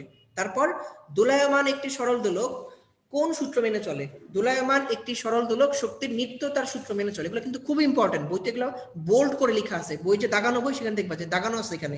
তাহলে মনে রাখতে, উৎক্ষিপ্ত বস্তু সর্বাধিক উচ্চতায় কোন সূত্র মেনে চলে, নিত্যতা সূত্র। কোন নিত্যতা, শক্তির নিত্যতা। দোলায়মান সরল দোলক কোন সূত্র মেনে চলে, শক্তির নিত্যতার সূত্র মেনে চলে। উৎক্ষিপ্ত বস্তুর সর্বাধিক উচ্চতায় তিনটে জিনিস হয়, মনে রাখতে হবে। উৎক্ষিপ্ত বস্তুর সর্বাধিক উচ্চতায় গতিশক্তি হয় শূন্য। গতিশক্তি যদি শূন্য হয় তার মানে কি, পুরা শক্তিটা স্থির শক্তি। তাহলে উৎক্ষিপ্ত বস্তুর সর্বাধিক উচ্চতায় স্থির শক্তি সবচাইতে বেশি হয়, এবং সেখানে কোন শক্তিতে রূপান্তরিত হয়, সেখানে গতিশক্তি স্থির শক্তিতে রূপান্তরিত হয়। তাহলে তিনটা কথা মনে রাখতে হবে, চারটা কথা মনে রাখতে হবে।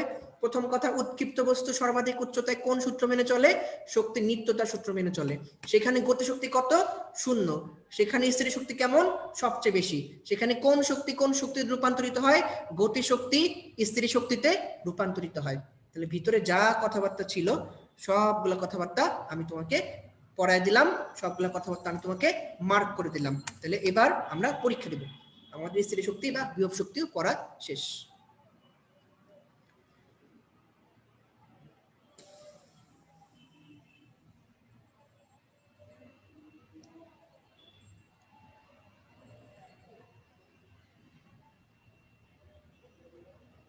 বিভব শক্তি কয় প্রকার, তিন প্রকার। অস্থির বলছিলাম। তারপর অভিকর্ষীয় বিভব শক্তি মানে কি, এম জি এইচ। এম মানে হচ্ছে ভর, জি মানে হচ্ছে অভিকর্ষীয় ত্বরণ, এইচ মানে হচ্ছে উচ্চতা। তারপর কোনটি স্থির শক্তির উদাহরণ নয়, ওই যে ঢিল ছুঁড়ে কাজ ভাঙ্গা, মনে আছে বলছিলাম ঢিল ছুঁড়ে কাজ ভাঙ্গা, এটা হচ্ছে কি, এটা হচ্ছে ওই যে গতিশক্তি। ঠিক আছে, তাহলে একের অ্যান্সার হচ্ছে বি, দুইয়ের অ্যান্সার হচ্ছে সি, তিনের অ্যান্সার হচ্ছে ডি। তাহলে আমাদের কি কি পড়লাম আমরা এতক্ষণ ধরে, আমরা কাজ পড়লাম, আমরা শক্তি পড়লাম, আমরা গতিশক্তি পড়লাম, এখন কিন্তু আমরা স্থির শক্তিও পড়ে ফেলছি। তাহলে আমাদের কিন্তু অনেকটুকু পড়া শেষ, আমাদের আর দুইটা টপিক বাকি আছে। আমাদের পরবর্তী টপিক হচ্ছে ক্ষমতা, যেখান থেকে সবচাইতে বেশি প্রশ্ন আসছে। দেখো ক্ষমতা থেকে কি কি পড়তে হবে, বইতে দাগানো আছে। ক্ষমতা থেকে পড়তে হবে হচ্ছে 3 পেজের পড়া ক্ষমতা। একটা হচ্ছে বইয়ের ভিতর হচ্ছে যাদের নতুন বই তাদের হচ্ছে 370 থেকে 372, যাদের হচ্ছে আগের বই তাদের হচ্ছে 348 থেকে 350।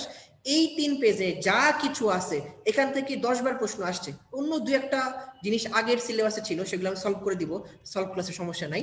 বাট এই 3 পেজে যা কিছু আছে এই সবগুলো পড়া আমরা পড়ে ফেলবো কম্পানিয়ন বুকের 60 নাম্বার পেজের ছোট্ট একটু জায়গা থেকে। তাহলে 3 পেজের পড়া আমরা ছোট্ট একটা জায়গা থেকে পড়ে ফেলবো, আমরা পুরো পড়াটা এখানে গুছাই নিয়ে আসছি। তাহলে এখানে আমরা প্রথমে পড়ে ফেলি সংজ্ঞা কি। ক্ষমতার সংজ্ঞা হচ্ছে কোন উৎসের কাজ করার হারকে বলা হয় ক্ষমতা। দেখো মনে আছে আমি বলছিলাম শক্তি সংজ্ঞা কি ছিল, শক্তি সংজ্ঞা ছিল কোন উৎসের কাজ করার যে সামর্থ্য, কাজ করার সামর্থ্যকে বলা হয় শক্তি। আর এখন ক্ষমতা কি, কাজ করার যে হার সেটাই হচ্ছে ক্ষমতা। তাহলে কাজ করার সামর্থ্যকে বলা হয় শক্তি, কাজ করার হারকে বলা হয় ক্ষমতা। আমরা শক্তি কেমনে পরিমাপ করতাম, সে যতটুকু কাজ করতে পারে সেটা দিয়ে। আর আমরা ক্ষমতা কেমনে প্রকাশ করব, সে একক সময় যতটুকু কাজ করতে পারবে সেটা দিয়ে আমরা ক্ষমতা পরিমাপ করি। তাহলে মনে করো যে কোনো ব্যক্তি বা কোনো বস্তু সে যদি টি সময়ে ডাব্লিউ পরিমাণ কাজ করে, তাহলে ক্ষমতার সূত্র হচ্ছে পি সমান সমান ডাব্লিউ বাই টি।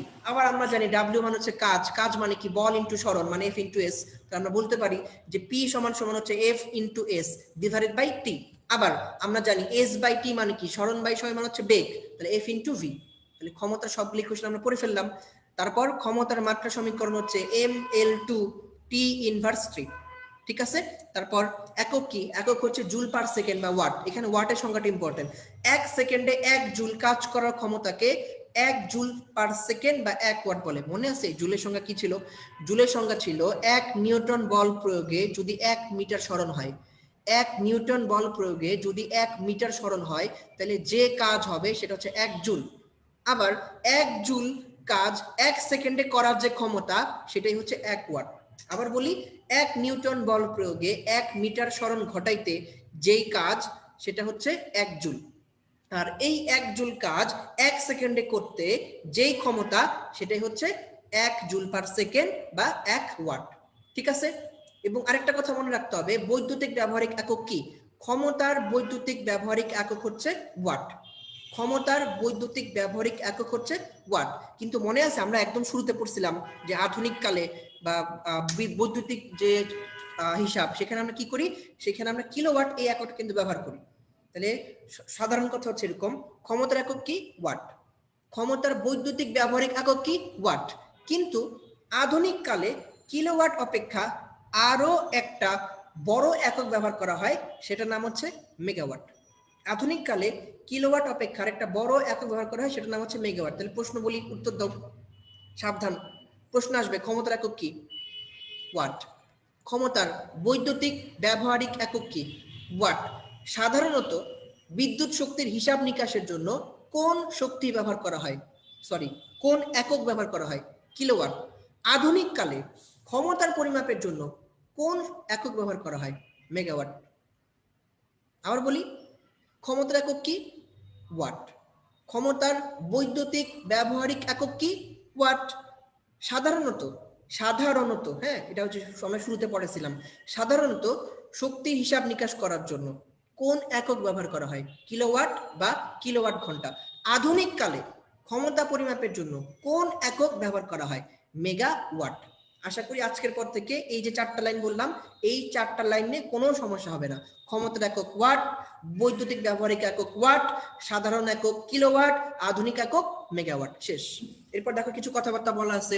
1 ওয়াট হচ্ছে 1 জুল পার সেকেন্ড, 1 কিলোওয়াট হচ্ছে 1000 ওয়াট, 1 মেগাওয়াট হচ্ছে 1000 কিলোওয়াট বা 10 টু দি পাওয়ার 6 ওয়াট। অশ্ব ক্ষমতা হচ্ছে প্রতি সেকেন্ডে 746 জুল কাজ করার ক্ষমতাকে 1 অশ্ব ক্ষমতা বলে। এটার নাম কেন অশ্ব ক্ষমতা? কারণ হচ্ছে ভাই, ইঞ্জিন আবিষ্কার হচ্ছে বেশি দিন হয় নাই, কিন্তু যখন ইঞ্জিন ছিল না, যখন আমরা বৈদ্যুতিক সভ্যতায় আসি নাই, তার আগে কিন্তু মানুষ কি করতো, এক জায়গা থেকে আরেক জায়গায় যাওয়ার জন্য, এক জায়গা থেকে আরেক জায়গায় কোনো মালামাল নেওয়ার জন্য কি ব্যবহার করতো? ঘোড়া ব্যবহার করতো।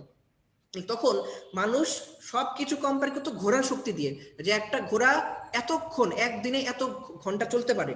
তখন মানুষ কি হিসাব করতে জানো, যে তোমাকে বলতো যে ঢাকা থেকে পাবনার দূরত্ব কত, ঢাকা থেকে পাবনার দূরত্ব হচ্ছে একটা ঘোড়ার 2 দিনের সমান, 2 দিনের দূরত্ব সমান।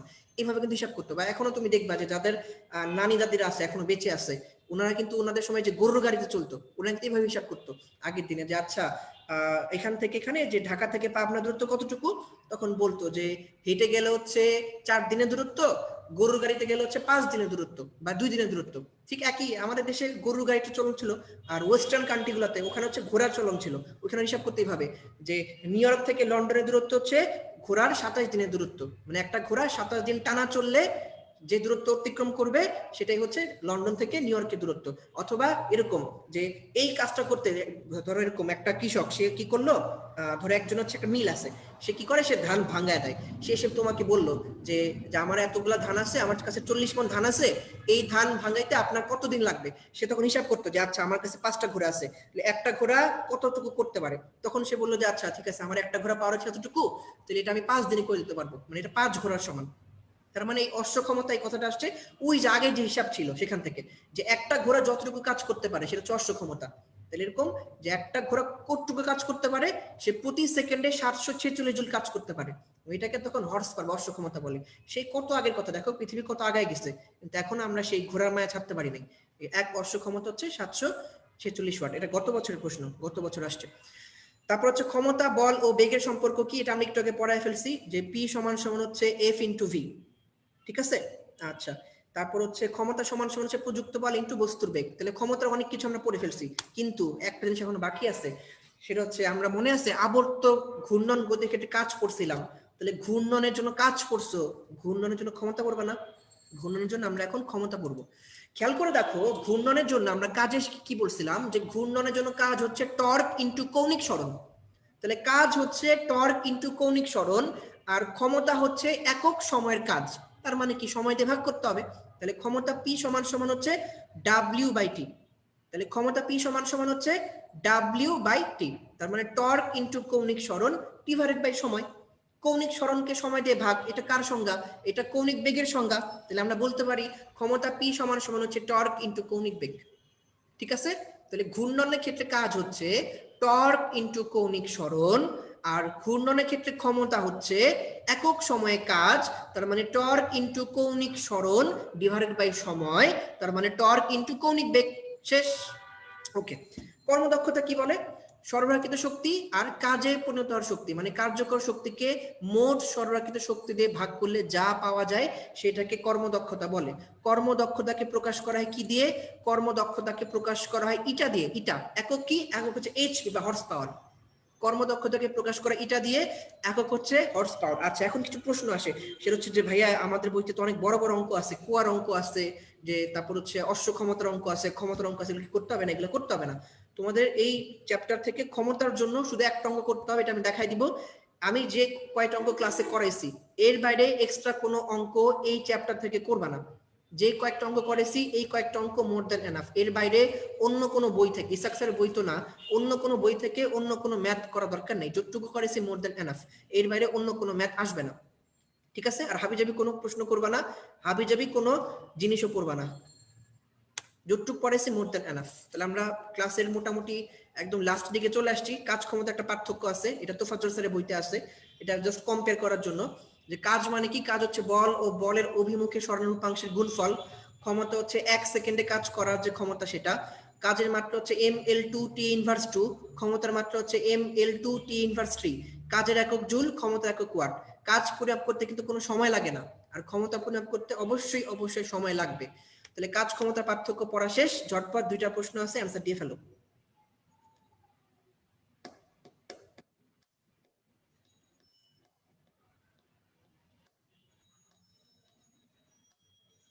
এক মেগাওয়াট সমান হচ্ছে 10⁶ ওয়াট। কোন সম্পর্কটি ঠিক? ক্ষমতা সমান সমান হচ্ছে টর্ক ইনটু কৌণিক বেগ। ঠিক আছে? ওকে, তাহলে আমরা আমাদের আজকের দিনের শেষ টপিকে চলে আসলাম। শেষ টপিক হচ্ছে বলের প্রকার ভেদ। বল হচ্ছে দুই প্রকার, সংরক্ষণশীল বল আর হচ্ছে অসংরক্ষণশীল বল। এটা কোথায় আছে? নতুন বই হচ্ছে 3 পেজ, 372, 373, 374। আগের বই হচ্ছে 3 পেজ, 350, 351, 352। ঠিক আছে? এই 3 পেজের পড়া হচ্ছে এই যে দেখো, এই যে এই পড়াগুলা দেখছো, এখানে অনেকগুলা বৈশিষ্ট্য লেখা আছে, কিছু এক্সাম্পল লেখা আছে, কিছু বোল্ড লাইন লেখা আছে।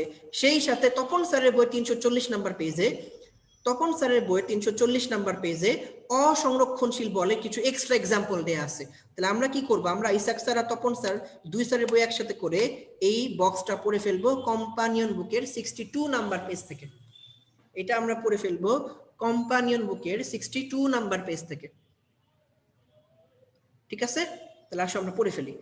আচ্ছা, অসংরক্ষণশীল বল শুরু হচ্ছে অ দিয়ে। আমরা জানি যখনই কোনো কিছু অ দিয়ে শুরু হয় তখনই ব্যাপারটা কি বোঝায়? তখনই ব্যাপারটা বোঝায় নেগেটিভ। তাহলে অসংরক্ষণশীল শুরু হচ্ছে অ দিয়ে, তাহলে আমরা অসংরক্ষণশীলের পাশে লিখে রাখবো না। অসংরক্ষণশীল শুরু হয় অ দিয়ে মানে হচ্ছে ব্যাপারটা নেগেটিভ। সো অসংরক্ষণশীলের পাশে আমরা লিখে রাখবো না। দেখো 1 নম্বরে লিখা আছে অবস্থার উপর নির্ভর করে না। 2 নম্বরে লিখা আছে কাজ সম্পূর্ণভাবে পূর্ণতা করা যায় না।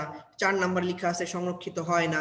5 নম্বরে লিখা আছে মোট কাজ শূন্য হয় না। দেখো সবগুলা শূন্য বা নেগেটিভ হওয়ার কথা ছিল এক্সেপ্ট 3 নাম্বারটা। 3 নাম্বারটা স্টার দিয়ে রাখো। সবগুলা না হওয়ার কথা ছিল এক্সেপ্ট 3 নাম্বারটা। 3 নাম্বারটা এক্সট্রা দাও। দেখো 3 নাম্বারটা একটা পজিটিভ পয়েন্ট, একটা ভালো কথা। সেখানে বলা আছে পথের উপর নির্ভর করে। তাহলে সবগুলা না দিয়ে কাজ শেষ, আর সাথে হচ্ছে পথের উপর নির্ভর করে, এটা মার্ক করবা।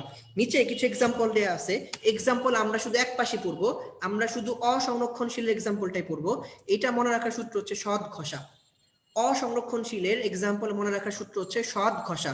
সতে হচ্ছে সবল নিউক্লিয় বল, দতে হচ্ছে দুর্বল নিউক্লিয় বল, ঘতে হচ্ছে ঘর্ষণ, সাথে হচ্ছে সান্দ্রতা। এই 4টা।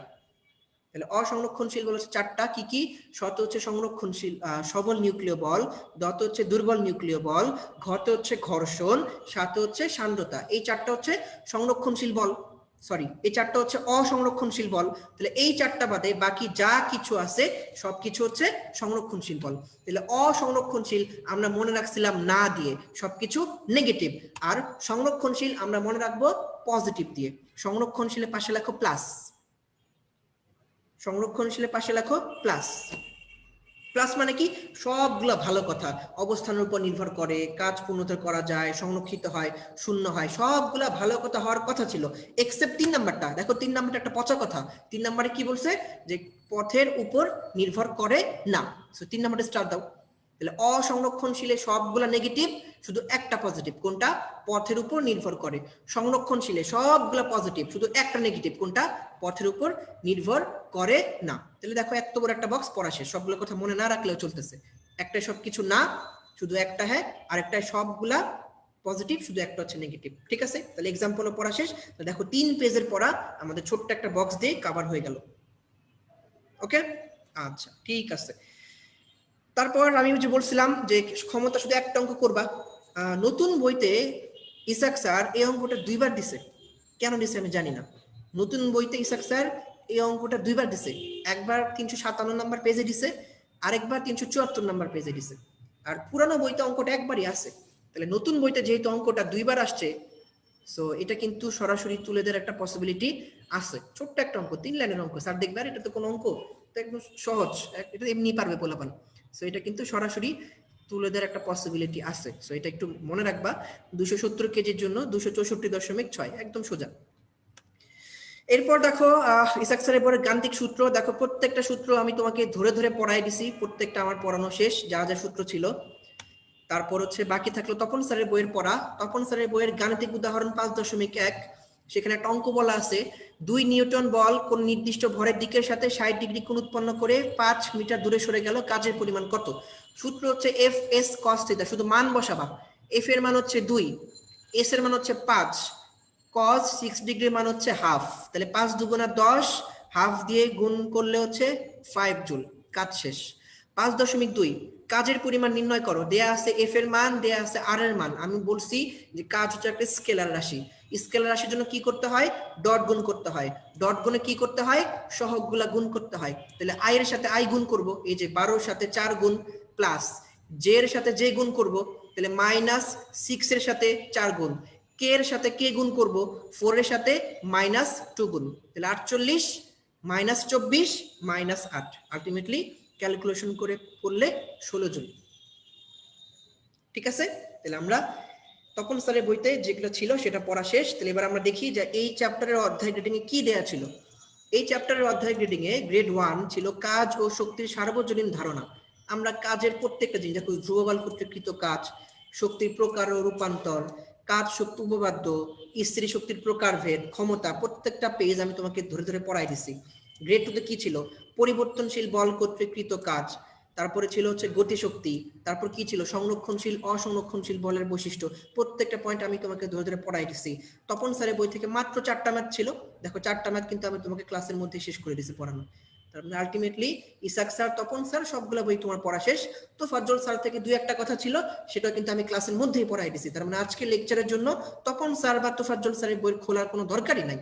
তপন স্যার তোফাজ্জল স্যারের বই থেকে যা পড়তে হবে সেটা ক্লাস লেকচারের মধ্যে আছে, সেটা তোমাদের যে কম্পানিয়ন বুক সেখানেও আছে। তপন স্যার তোফাজ্জল স্যারের বইয়ের এমসিকিউ সলভ করার কোনো দরকার নাই। ইসাক স্যারের বইয়ের সব এমসিকিউ সলভ করার দরকার নাই।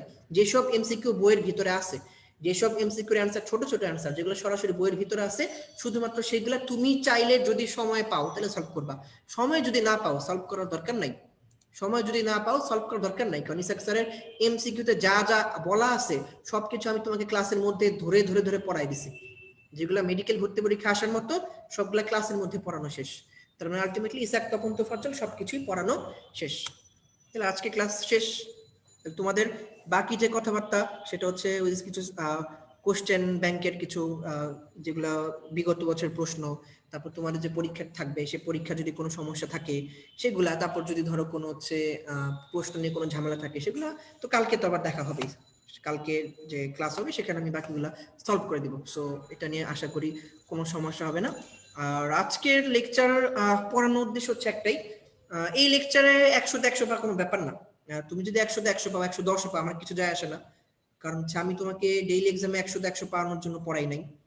তুমি এখান থেকে যদি রিভিউ এক্সাম যখন হবে, রিভিউ এক্সামে ধরো এখান থেকে যদি 25টা প্রশ্ন থাকে, তুমি সেই 25টা প্রশ্ন কারেক্ট করে ফেলছো, সেই 25 তুমি 25 পেয়েছো, তাতে আমার কিছু যায় আসে না। হয়তো তুমি এখন এই কাজ শক্তি ক্ষমতা পড়ার জন্য সময় পাবা ধরো সব মিলে 8 ঘন্টার মতো। তুমি 8 ঘন্টা মোটামুটি পাবা, 8 ঘন্টা ধরে তুমি এই লেকচারটা পড়তে পারবা, কোনো সমস্যা নেই। হ্যাঁ, আচ্ছা। কিন্তু তুমি যখন রিভিউ এক্সাম দিবা তখন তোমাকে আরো অনেকগুলো অধ্যায় পড়তে হবে। তখন তুমি এই অধ্যায়টা পড়ার জন্য হয়তো খুব বেশি হলে 4 ঘন্টা সময় পাবা।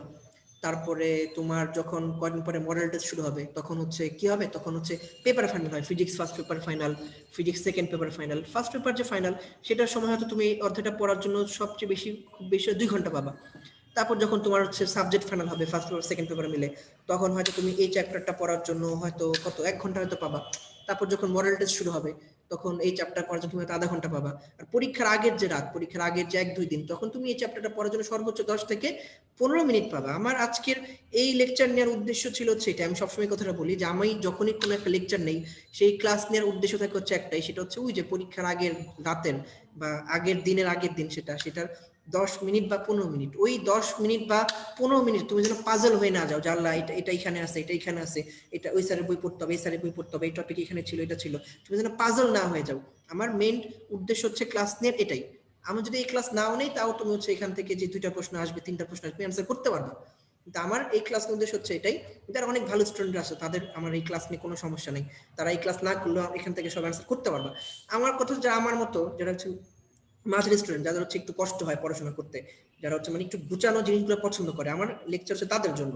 যে আমি তোমাকে সবকিছু গুছাই দিব, একটা কমপ্লিট প্যাকেজ থাকবে, সেখানে সবকিছু থাকবে A to Z, সবকিছু আমি তোমাকে ক্লাসে পড়াই দিব এবং এমন ভাবে পড়াই দিব যেন তুমি ফার্দার যখন এই পেজগুলো তুমি পড়বা আমার প্রত্যেকটা কথা তোমার চোখে ভাসবে, আমার প্রত্যেকটা কথা তোমার কানে গুতা দিবে যে ভাইয়া এই লাইনটা এইভাবে বলছিল, আচ্ছা ভাইয়া এটা এইভাবে দাগাইতে বলছিল, এটাতে বুঝাইছিল, প্রত্যেকটা কথা। আমার ক্লাস উদ্দেশ্য হচ্ছে এটাই, যে আমি ক্লাস নিব, ক্লাসের পরে ক্লাসেই হয়ে যাবে, ক্লাসের পরে তুমি যা খুশি করো। সবাই ব্যস্ত, আমি জানি অনেক অনেক কাজ থাকে সবার, সো তোমার পড়াশোনা নাই হইতে পারে, বাট আমার কথা হচ্ছে আমি 2 ঘন্টা ক্লাস নিব, 2 ঘন্টার ক্লাসের মধ্যে সব পড়া আমি তোমাকে পড়াই দিব এবং এমন ভাবে পড়াই দিব যেন সেই পড়া তোমার ফাইনাল পরীক্ষাতে কাজে লাগে। এটা হচ্ছে আমার ক্লাস নেওয়ার উদ্দেশ্য। এখন আমার এই ক্লাস অনেকের পছন্দ হয় না, তোমরা অনেকে অ্যাংরি রিয়েক্ট দিচ্ছিলা, কারণ হচ্ছে এটা অনেকে হচ্ছে পেজ নাম্বার মিলতেছিল না, যাদের হচ্ছে 2018 বা 2017 বা আরো আগের, যে তোমার কোনো বড় ভাইয়া বা হয়তো তোমার যদি আরো কেউ সিনিয়র থাকে 2010-11 সালের বই যে তোমার রেখে দিচ্ছে স্মৃতি হিসাবে, এরকম থাকে অনেক ফ্যামিলিতে থাকে যে আমি এই বই পড়ে মেডিকেলে চান্স পাইছি, আমার বাকি জেনারেশন সবাই ওই 15 বই যে পুরানো বইটা সেটাই পড়বে। এরকম পুরানো বই অনেকে থাকতে পারে। এখন তোমার যদি পুরানো বই থাকে সেই দায়িত্ব আমার না, কিন্তু আমরা তোমাকে বারবার করে বলছি যে প্রশ্ন সবসময় নতুন বই থেকে হয়, তবুও আমরা বলছি যে আচ্ছা 20 সালের বই না কিনলে তো হবে, কারণ আমরা তোমাকে হচ্ছে যে নতুন যে আপডেট সেগুলো তোমাকে দিয়ে দিব। এই জন্য আমি কি করছি, আমি একটু ভাবছি যে আচ্ছা যে 19 সালের বইটা সবার কাছে থাকার কথা, কারণ আমরা তোমাদেরকে অনেকদিন ধরে পড়াচ্ছি, তখন বারবার করে বলছি যে 19 সালের বই লাগবে। তারপর যখন 20 সাল চলে আসছে, এই 20 সাল যখন যে নতুন বই আসছে বলছে যে 20 সালের বইটা লাগবে, তোমরা কেউ কিনছো কেউ কিনো নাই, কেউ কিনছো কেউ কিনো সেটা নিয়ে আমার কোনো মাথা ব্যথাই নাই। বইয়ের টপিক তো চেঞ্জ হয় নাই, তাই না? টপিক কিন্তু সেমই আছে, হয়তো 2-1 লাইন বেশি আসছে, 2-1 ম্যাথ হয়তো বেশি আসছে, অথবা কয়েকটা এমসিকিউ হয়তো বেশি আসছে। তাহলে কোন কোন ম্যাথগুলো বেশি আসছে, কোন কোন লাইন বেশি আসছে, সেটা কিন্তু আমি তোমাকে মার্ক করে সুন্দর করে বুঝায় বুঝায় পড়াই দিছি। আমি কিন্তু দেখাই দিছি যে এটা দাগাও, এটা তোমার নতুন বইতে না আসছে, পুরানো বইতে নাই, আমি কিন্তু খুঁজে খুঁজে দেখাই দিছি। এরপরও যদি তুমি এখানে অ্যাংরি রিয়েক্ট দাও যে না আমার অনেক রাগ লাগতেছে, আমার তো পেজ মিলতেছে না, তাহলে এটা তোমার সমস্যা, এটা আমার সমস্যা না। আর আমি তো এটা দায়ভার নিব না, কারণ আমি ক্লাসটা এমন ভাবে সাজাইছি যেন তোমার হাতে যেই বইটাই থাকুক, সেটা 2010 সালের বই হোক, সেটা 1995 সালের বই হোক, বইয়ের টপিক কিন্তু সেম, টপিক চেঞ্জ করে নাই, কিছু লাইন চেঞ্জ করছে। আমি ক্লাসটা এমন ভাবে সাজাইছি যে তুমি যদি ক্লাসটা ফলো করো, যে আচ্ছা ভাইয়া এখান থেকে এখানে গেছে, আচ্ছা 2 পেজ পিছনে যেতে বলছে, আমি যেখানে যেখানে 2 পেজ পিছনে যেতে বলছি সেখানে সেখানে কিন্তু নতুন বই পুরানো বই 2 পেজ পিছনে ওইটা ছিল। আমি যেখানে যেখানে 1 পেজ সামনে আসতে বলছি সেখানে সেখানে কিন্তু 1 পেজ পরে ইনফরমেশনটা ছিল। বই পেজ বাড়ছে, পেজ নাম্বার চেঞ্জ হয়েছে, ইনফরমেশন কিন্তু যেটা যেখানে থাকার কথা সেখানে আছে। তুমি যদি মনোযোগ দিয়ে ক্লাসটা করতা, তুমি যদি মনোযোগ দিয়ে আমার কথাগুলো ফলো করতা, আচ্ছা যে ভাইয়া এরপর হচ্ছে কোন টপিকটা বলছে, এখান থেকে এখানে গেছে, আমি কিন্তু এরকম না 2-1টা জায়গাতে যে বলে গেছি যে এরকম 2 পেজ পিছনে আসো, 1 পেজ পিছনে আসো, আমি কিন্তু টপিক দেখাচ্ছিলাম যে এটা এরপর হচ্ছে এই টপিক, তারপর হচ্ছে এই টপিক, এবং বইয়ের কোনো টপিক কিন্তু 2-3 পেজের বেশি দূরে না। তার মানে তুমি যদি এখানে এখানে অ্যাংরি রিয়েক্ট না দিয়ে, এখানে কমেন্ট না করে যে আমার পেজ নাম্বার মিলতেছে না, এটা কমেন্ট করে তুমি যদি মনে করো তুমি অনেক বড় কিছু হয়ে গেছো, তাহলে তুমি নিজের সময় নষ্ট করছো। কারণ তুমি যতক্ষণ ধরে এখানে কমেন্ট করছো, তারপর সেটা রিপ্লাই তোমরা আবার দিছো একজন একজনকে, ততক্ষণে আমার কিন্তু এক পেজ পড়ানো শেষ। ততক্ষণ কিন্তু আমি তোমাকে ওই এই পেজে কি কি ছিল সেটা কিন্তু পড়ায় ফেলছি। তখন তোমার মনে হচ্ছে যে আল্লাহ ভাই তো টর্নেডোর মতো পড়াচ্ছে। তুমি ক্লাসে কমেন্ট পড়তেছো, তুমি এখানে ক্লাস করতেছো না, তুমি এখানে কমেন্ট করতেছো, কমেন্টে রিপ্লাই দিচ্ছ, সাথে হয়তো অন্য কোনো কাজ করতেছো, ইভেন অনেকে চ্যাটও করো। মানে আমি জানি এরকম এরকম যে ক্লাস করে সাথে চ্যাটও করতেছো। তুমি যখন এই কাজগুলো করবা তখন তোমার মনেই হবে যে ভাইয়া টর্নেডোর মতো পড়াচ্ছে। আমি কোনো স্লাইডে টর্নেডোর মতো পড়াইনি, প্রত্যেকটা স্লাইড তোমাকে ধরে ধরে বুঝেছে যে এইটা এখানে আছে, এইটা এখানে আছে। ইভেন ধরো আমি যে টর্নেডোর মতোই পড়াইছি, মনে করো আমি অনেক স্পিডে পড়াইছি, খুব ফাস্ট পড়াইছি তো কি হয়েছে, এই ক্লাসটা এখানে থাকবে 48 ঘন্টা তো কমপক্ষে থাকবে, কোনো কোনো সময় আরো বেশি থাকে, লাগলে আমি বলবো যে এক সপ্তাহ থাকবে এই ক্লাস, কোনো সমস্যা নেই, তোমার এই ক্লাস তো থাকবে। আমি কিভাবে পড়াচ্ছি তুমি এটা খুঁজে পাচ্ছ না, এটার কি হয়েছে, এটার কি হয়েছে, নতুন এডিশন কবে আসবে, আমার পুরনো বই, আমার এই জন্য অনেক দুঃখ। এই জন্য এইগুলো তো এখানে বলতে লাভ ছিল না কোনো। তার চাইতে তুমি যদি ক্লাসটা ফলো করতা, অথবা ঠিক আছে আচ্ছা ভাইয়া এটা পড়া যাচ্ছে, আমি এটা মিস করে ফেলছি এই টপিকটা, ইটস ওকে, সমস্যা নেই, ক্লাস তো থাকবেই।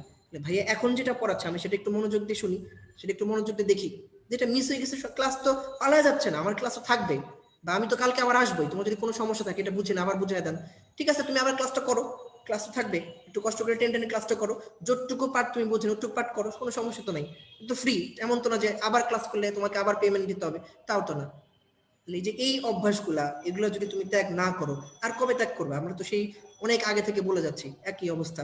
তারপর অনেকে আছে এরকম সকালবেলা ঘুম থেকে উঠে নাস্তা না করে হচ্ছে ক্লাসে চলে আসে, তখন যেটা হয় আর কি স্বাভাবিকভাবে তো একটু অ্যাসিডের সমস্যা হয়, পেট গরম থাকে, পেট গরম হলে কি হয়, মাথা গরম হয়, মাথা গরম হলে কি হয়, তখন চেহারা লাল টাল হয়ে যায়, ওই তখন হচ্ছে তারা হচ্ছে অ্যাংরি রিয়েক্ট দেয়। আমি মাঝখানে দেখতেছিলাম প্রচুর অ্যাংরি রিয়েক্ট আসতেছে, তখন আমি চিন্তা করলাম যে আসলে সমস্যা কি, আমি কি এতই খারাপ পড়াচ্ছি, এতই বাজে কি কোনো কথা বলতেছি, এসব অ্যাংরি। পরে আমি চিন্তা করলাম যে না, জনি ভাই একটা কথা ঠিকই বলে, সকালবেলা তো অনেকে এরকম খালি পেটে আসে, তাদের মাথায় গ্যাস্ট্রিক উঠে যায়, ওই মাথায় যখন গ্যাস্ট্রিক উঠে তখন চেহারা ওই যেরকম অ্যাংরি রিয়েক্টের মতো হয়ে যায়, সেটাই তারা এক্সপ্রেস করে যে আমার খুব রাগ লাগতেছে, আমার মাথায় গ্যাস্ট্রিক উঠে গেছে, আমার মাথায় শুধু গ্যাস, আমার মাথায় পড়া ঢুকতেছে না।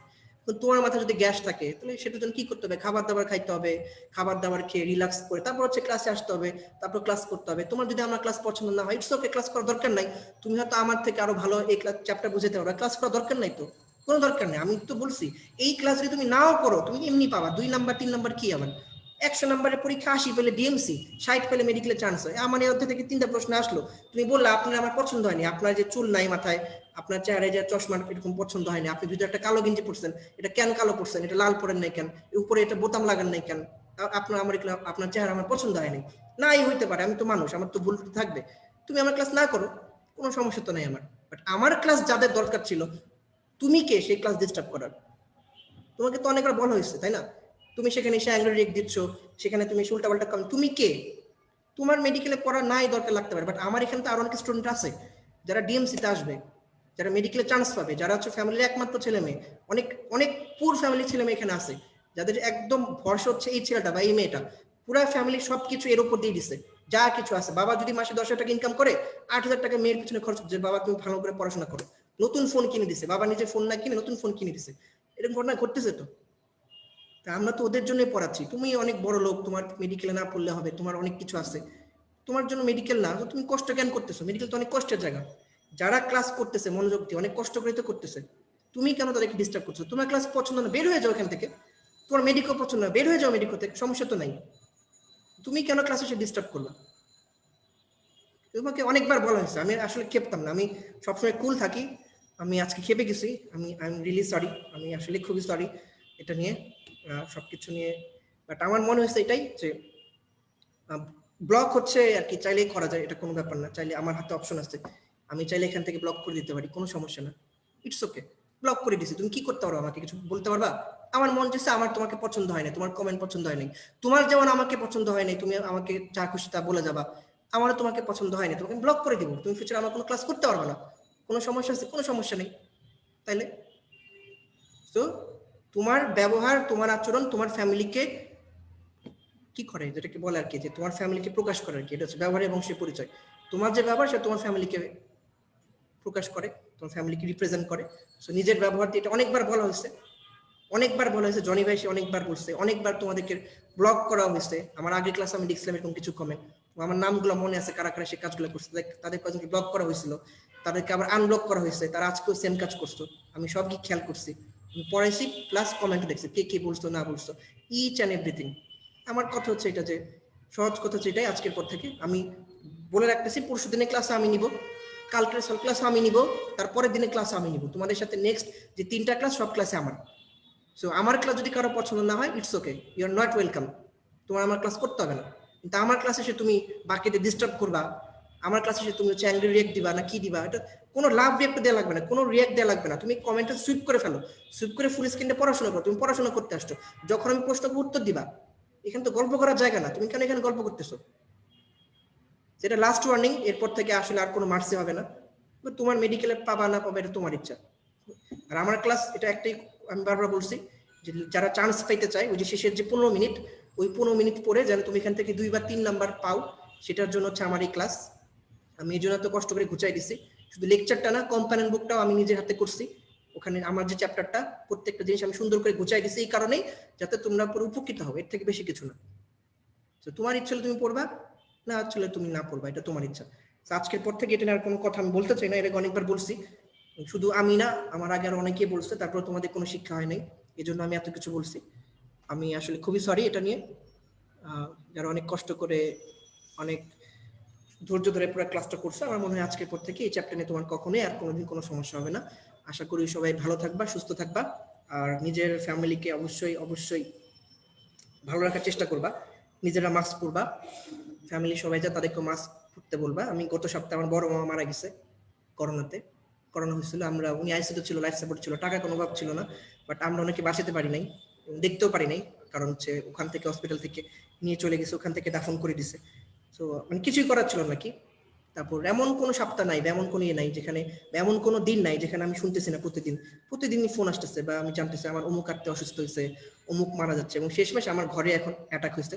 আমি অলরেডি একবার পজিটিভ হয়েছি, আমি একবার পজিটিভ নেগেটিভও হয়ে গেছি, আর এখন নতুন করে আমার আম্মু পজিটিভ হয়েছে, বাকিরা এখন পর্যন্ত ভালো আছে, আম্মু এখন পর্যন্ত ভালো আছে। তো যখন বাসার কেউ আক্রান্ত হয় বা বাসার কোনো যখন বিপদ আপদটা আসে, তখন আসলে নিজের উপর যে প্রেশারটা সেটা তুমি বুঝবে, তোমার হাতে সবকিছু আছে কিন্তু তুমি পাওয়ারলেস, তুমি কিচ্ছু করতে পারো না, কি করতে পারো বলো?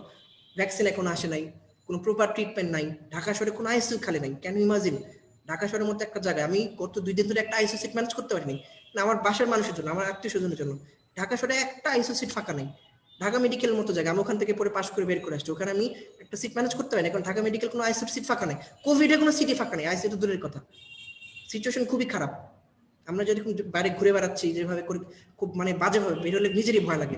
এই যে আমাদের বের হইতে হয়, কাজের জন্য বের হইতে হয়, হসপিটালে যেতে হয়, যেখানে কাজ করি সেখানে যেতে, অফিসে যেতে হয়, এখানে আসতে হয়, বারবার বাসায় যাই, এত প্রিকশন এত কিছু, তারপরে যে বাসায় আমার আম্মা আক্রান্ত হয়েছে, করতে গেছে আমি জানি না, করতে গেছে আমি জানি না, কোনো এক্সপ্লানেশন নাই, কারণ উনি উনি বেরই হয় না বাসা থেকে, আমি বের হই, অলওয়েজ ডিস্টেন্স মেনটেন করি, মাস্ক চেঞ্জ করি, ড্রেস চেঞ্জ করি, গোসল করে রুমে যাই, এত কিছু এত প্রিকশন, এরপর আমি যে আমার মা আক্রান্ত হয়ে গেছে, কিচ্ছু করতে পারিনি, এখন পর্যন্ত ভালো আছে, কখন কি হয় আমি জানি না, যদি আইসিইউ লাগে আমি কই নিয়ে যাবো, আইসিইউ তো ফাঁকা নাই, আমি নিজে ডাক্তার, ঢাকা মেডিকেল পাস করছি, কিন্তু আইসিইউতে নিয়ে যাবো, কই নিয়ে যাবো, কোনো জায়গা তো নেই, কিচ্ছু করার নাই, কি ট্রিটমেন্ট দেবো?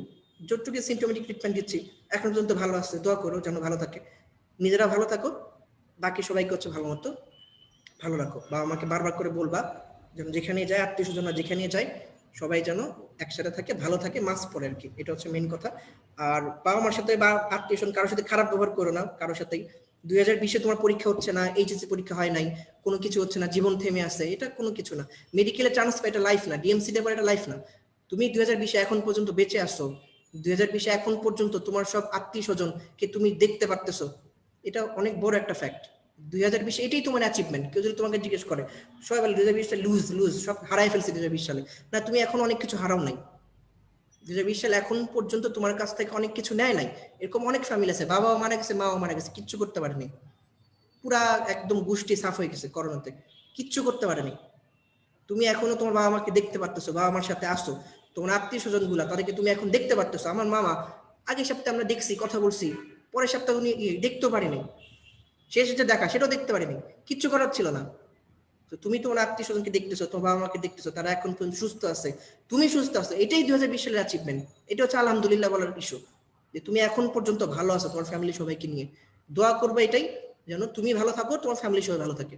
তুমি যদি ভালো থাকো, ফ্যামিলি যদি ভালো থাকে, তাইলে না তোমার ডাক্তারও সার্থক। তুমি কার জন্য ডাক্তার হবা? সো নিজে সাবধান থাকবা, বাসার সবাইকে অবশ্যই অবশ্যই সাবধান রাখবা। আবার দেখা হবে।